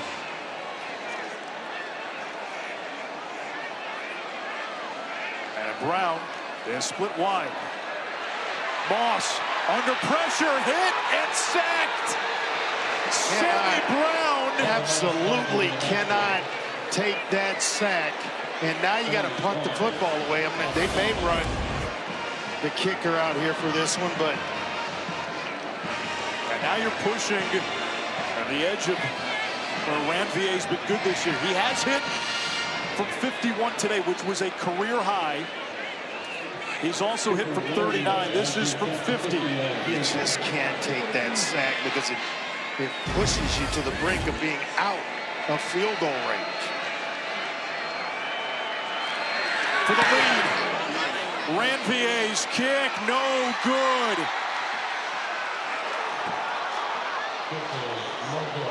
And that one you can put right on the shoulders of number 7, Miller Moss. Before you break the huddle, in his ear should have been, if we're going to throw it, you can't take a sack. Get rid of the football. I don't care how much pressure, when it's coming, throw it in the direction of somebody on the outside, get it past the line of scrimmage and out of bounds. But you cannot do what he did and take the sack, taking yourself out of field goal range. You may not get this football back with 4:06 on the clock. The other thing to remember, while Louisville still has the 2-minute timeout to stop the clock, they used one of their timeouts on that last drive. Great point. 4:06 to go. The ACC's Wheel of Destiny continues to spin with maniacal fervor. Louisville, going into last week, was seen as a team that had a path to the ACC championship game. They lose in overtime to Cal. Now, 2 missed kicks by one of the most reliable kickers in the league tonight. An extra point and a 50-yarder. Clemson with the football. Klubnik with a check down. It's Randall. Rope to the ground after a gain of 4. Second down. Well, Ron English has done one heck of a job tonight with his group. They came to the line of scrimmage, made it look like cover 1, man across the board, and that they were going to blitz TJ Quinn off the corner. They bounced right out of it, and now it's 3-deep zone. And so you've got a play call as a man beater, or you're thinking, if I break this run and get it past the original line of scrimmage, because of the man coverage, Randall's got a shot to break one. Well, they did. They go zone coverage and keep everything in front of them. Randall again. Good early penetration by TJ Capers. It's 3rd down. A lot of shuffling on the offensive line for Clemson. Walker Parks, we saw him exit the game moments ago. The freshman phenom, the left tackle, Braden Jacobs, 6'7", 355. How good, how versatile is he? He's at left guard right now. Yeah, he's the guy. The last 2 games at left guard. Very bright future, and especially right here at Clemson first and foremost. But he can play guard, he can play tackle, play right side, left side. Versatile O-lineman, and they are in demand. Tigers 1 for 11 on 3rd down. Klubnik. His pass dropped by his tight end, Pat Henry. Another drop by Clemson. That is 5 tonight. And the door ajar for Louisville. And that's not a bad thrown ball. That's on the money into the breadbasket of number 11. Should have caught that. And right up the middle of the field he goes. Can't run with it unless you have it. And it stops the clock, so that incompletion also functions as a timeout.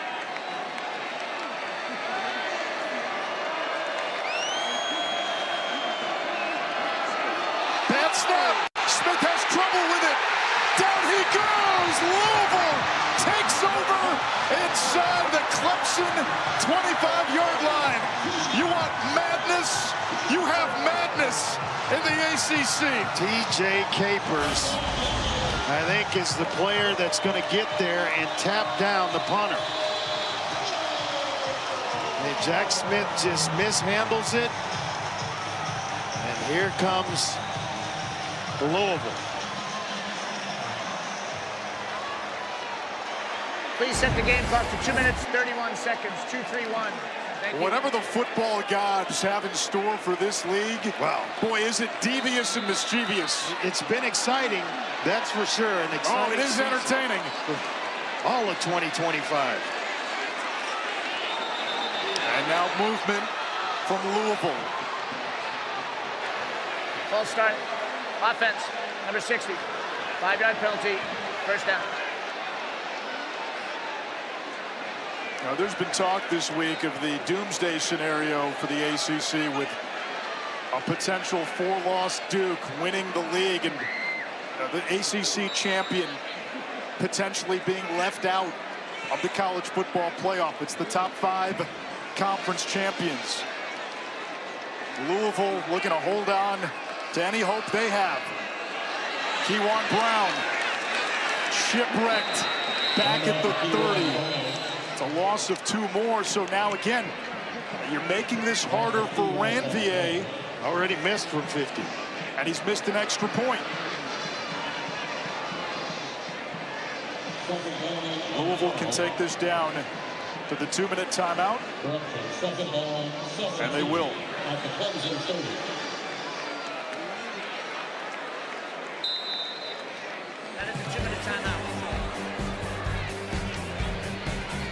It's just another Friday night, and it's just another weekend in the ACC.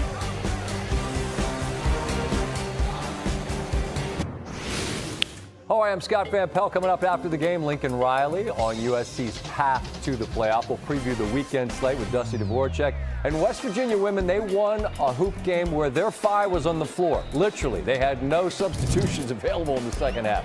Anish, Andre, back to you. Amazing. Scotty, thank you. Still have a lot left here. Watson inside his left tackle.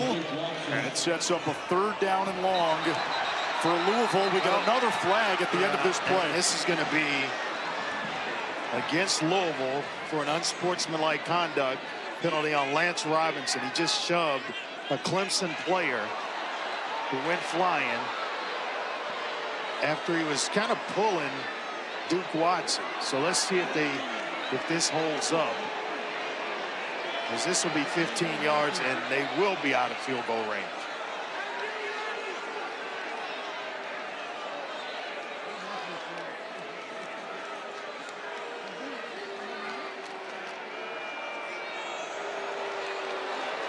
Yep. Jeff Braun knows it. You can't have that. Can't have it. Just can't have that. After the play, unsportsmanlike conduct, offense number 57.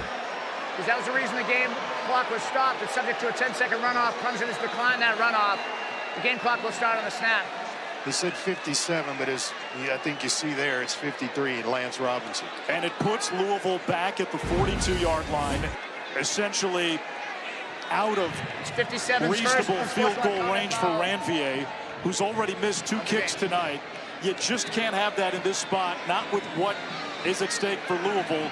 If the Cardinals lose this game, any hopes of ACC championship or playoff are completely gone. And you're trying to put a game away. Now 3rd and long. Moss on the drag. He's got Meeks. Breaks the tackle.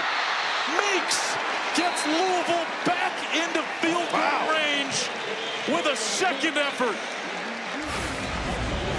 They say the quarterbacks really like him because he knows exactly where he's supposed to be at all times on the field, and I can see why with plays Clemson like this. The game's on the line. Your 30-second timeout.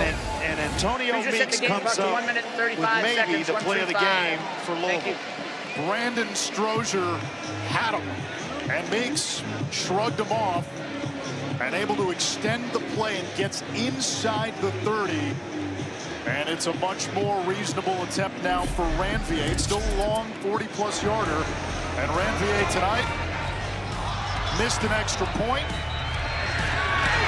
And then earlier in this quarter, missed from 50. And it looks like they're going to send on Nick Keller. Now, Keller's attempted 3 kicks this year. He's 2 for 3. The 2 he's hit, both from 57. So he's their long-range guy. And he will come on here. A 46-yarder to take the lead.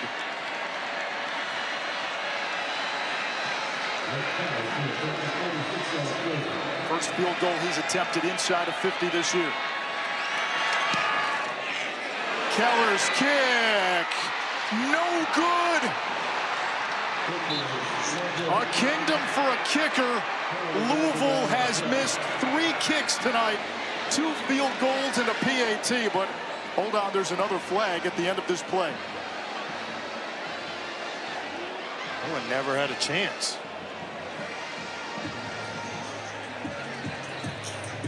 Field goal is no good.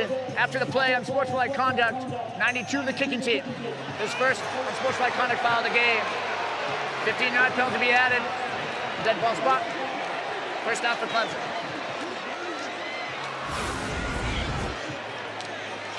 Looked as though to me that Nick Keller was leaning forward and his body was already starting. He was trying to hold himself back, and the snap was a little bit late, so the timing wasn't ideal.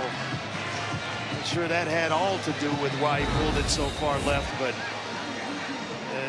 it certainly had a little bit to do with it. And Andre, that is 5 personal foul penalties against Louisville. That one against Micah Carter.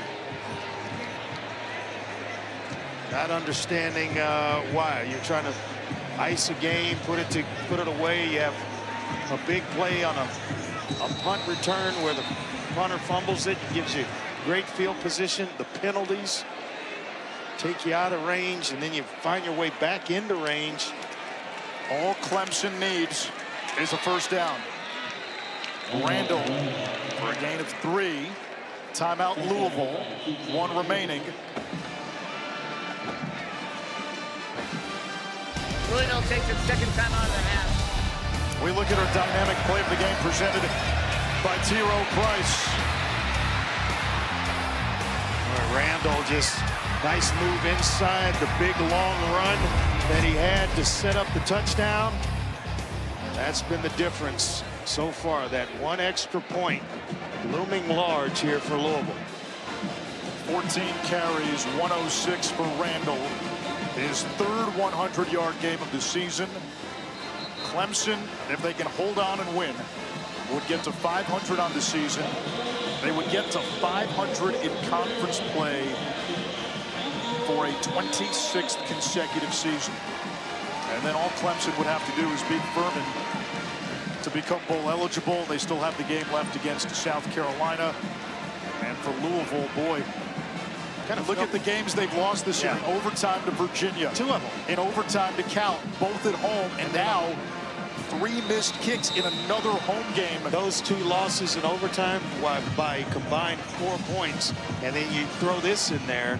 You know, if this score holds up, it'd be 3 losses by a total of 5 points all year. Randall is hit in the backfield. He lost a yard. So it's 3rd down. Antonio Watts made the stop. I'm not sure the clock ever started. This young man's going to be in Louisville somebody's takes its final camp. time out of the half. When he's draft eligible. 24 seconds. He can play. 1-2-4. Final timeout for Louisville. And now Clemson facing a 3rd down. They're 1 for 12 on 3rd down today.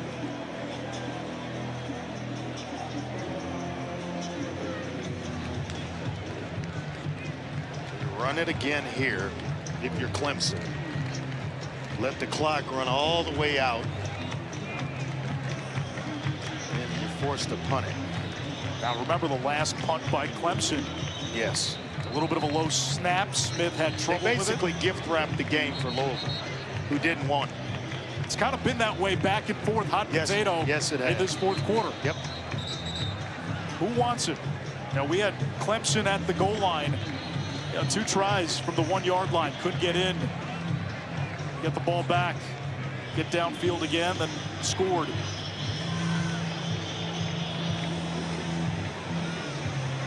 So you run it here, Andre, just to keep that clock moving. Absolutely. You're right. Put some time back on the clock. And you're telling Randall, 2 hands on the football. We're okay if you just don't put it on the ground. We get a timeout by Clemson. Clemson takes its 2nd time out of the half.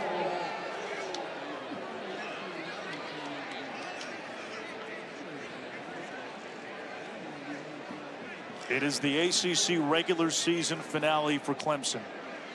It's the 10th meeting between these two. Prior to last year, Louisville had never beaten Clemson. Dabo's giving him, firing up the long snapper, Philip Florenzo, who he's over there talking to right about now.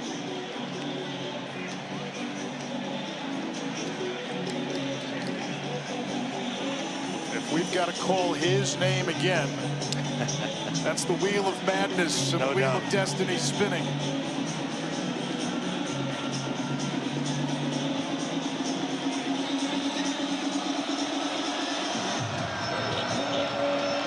Randall's the sidecar for Klubnik. Bettencourt in motion. Klubnik keeps it and then nosedives where he's met by Stanquan Clark. It's 4th down. Louisville out of timeouts. Clemson can let this clock run. All 30-plus seconds of it down. Here's the other thing to remember. The guy back deep for Louisville. Oh, yeah, he can Alex Lacey has 2 punt return touchdowns on the season, 3 for his career. Keep in mind as well, they only need a field goal. Don't need to get in the end zone, just a field goal. Clemson's going to use its final timeout. They'll wait for a few more seconds to run off.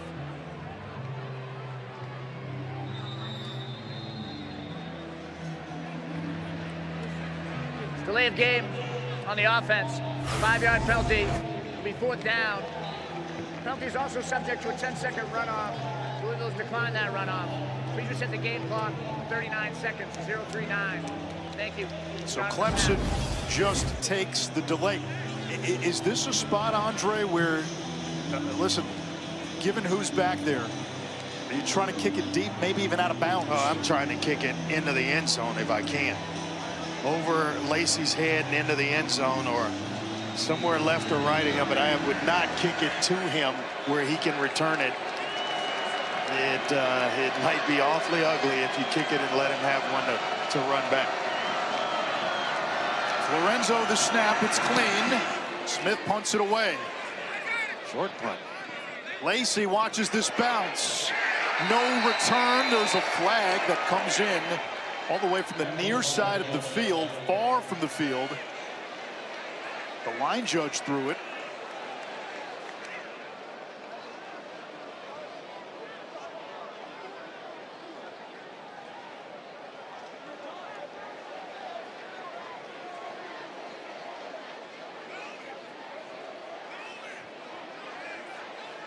Someone left early. During the return, holding, receiving team number 38. 10-yard penalty, 1st down. Boy, it's just a free-for-all against Louisville with these penalties here as of late.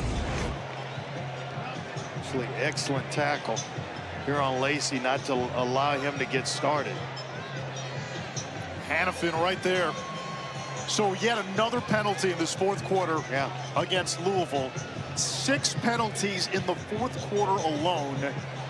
And now for a team that has struggled to find explosive plays in the pass game, that's what this game comes down to. No timeouts and 30 seconds left. Yeah, it's White that draws the flag for holding. And it was against the long snapper.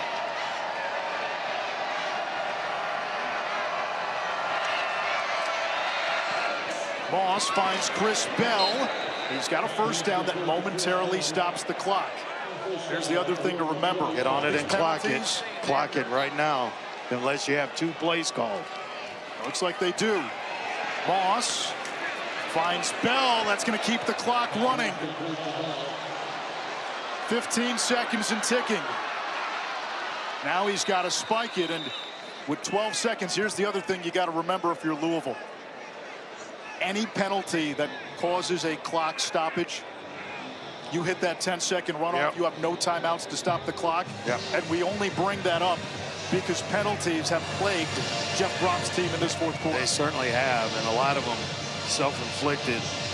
One personal foul penalty took them out of field goal range and dashed their hopes, at least for the immediate future. Moss again over the middle, dropped. It's going to bring up 4th and 1, 8 seconds to go. Again, Andre, they have not taken shots downfield. Are you surprised, given what the score is, they just needed a field goal? Well, Clemson won't give them shots down the field. They've got guys back and holding everything underneath. So it's going to be a catch for a 1st down here if the drive even continues. Another drop, and it's Clemson kneeling down and running this thing out. with it being 4th down. They're not going to let anything get over the top, though. That ball is tipped. It's broken up. It's incomplete. Ricardo Jones, the PBU, and Clemson a kneel down away from getting to 500. Well, that's the one time you don't need to push it down the field. You're just thinking 1st down, and he tries to throw into coverage when he had Duke Watson sitting down underneath. Anything for a catch would have been a 1st down. Stops the clock momentarily, where you have something else called in order to execute quickly. Andre Ware, help me and help us make sense of the ACC over the last month. That is beyond my pay grade, my man, but it's going to be fun to sit back and watch the finish to this season, especially that Duke-Virginia game tomorrow, which has so much at stake. For Louisville, this is the final dagger in their hopes for a college football playoff berth or a trip to the ACC championship. Kind of felt like that extra point was going to hang around, and it did, and that's the difference. Dabo Swinney's Clemson Tigers get one on the road. Another close, devastating loss for Louisville. Jeff Brom's team has suffered 2 losses in overtime. This one, they lose on 3 missed kicks, 2 long field goals, and a missed extra point. And Clemson, the victor, they get to 5-5, 1 win away now from bowl eligibility. Louisville falls to 7-3. Kark. Woo. How would you categorize that 4th quarter? Oh, chaotic. You know, listen, first of all, I thought both teams battled their tails off. Both teams made enough mistakes to lose the game, honestly. But, man, I'm just so proud of our guys. I mean, we just kept overcoming. We have critical mistake on the 4th and 1. Defense gets the stop. We go back down and score on the 4th and 1. And then they go back down, and we had just big-time plays on D to create the long field goal. You know, fortunate that he missed it. But, and then obviously the snap. We got a chance to maybe put the game away there. And, man, I ain't nobody I believe more in Florenzo. And, you know, I'm like, he didn't know if he was going back in the game. I said, what are you talking about, dude? You've been here 5 years. You're going back in the game. And he went out there and threw a freaking dart. And that's what it's all about. That's what this season's about. Hey, you get knocked down. It don't always go the way you want. You get yourself up and you go fight. And what you saw tonight was a team. Hey, Zero, man, special, dude. Hey, special. What a great player. You saw a team that would fight to the last second. And again, I thought Louisville played with a ton of heart, too. I love Coach Brom. I think he's one of the best guys in this business. And it's a shame for somebody to lose a game like that. But, you know, our guys have fought their tails off all year, and this was a big one. This was a big one. It was a big one. And heading into tonight, you're 4-5. But when we spoke this week, you were so positive. You weren't frustrated. And you love this group. This group, it seems like this is a special group. Why? Because the tougher it's gotten, the closer they've become, the stronger they've gotten, and the more they've dug in. And that's not normal. Not in today's world. That's not normal. Usually when you have some adversity, you divide. People are looking for the sideline or the training room, but not these Tigers, not these seniors. That's the freaking heart of a champion right there. The record don't define you. How you respond is what defines you in everything, in life, in football, and everything. And hey, our record ain't what we want it to be, but we got a hell of a great group of young people right there that just fought their butts off, gave every ounce of everything they had. A lot of people have quit on them. There ain't no quitting that bunch, and there ain't no quitting me. Go Tigers. Nobody does that like Dabo. This Amazing. Got me fired up. Of what we've seen in this league. Clemson tonight, 1 for 13 on 3rd down. Only 1 touchdown in 3 red zone trips. 5 dropped passes. Yet they pull out a road win against the top 25 Louisville team. Scott Van Pelt will make sense of it all on SportsCenter.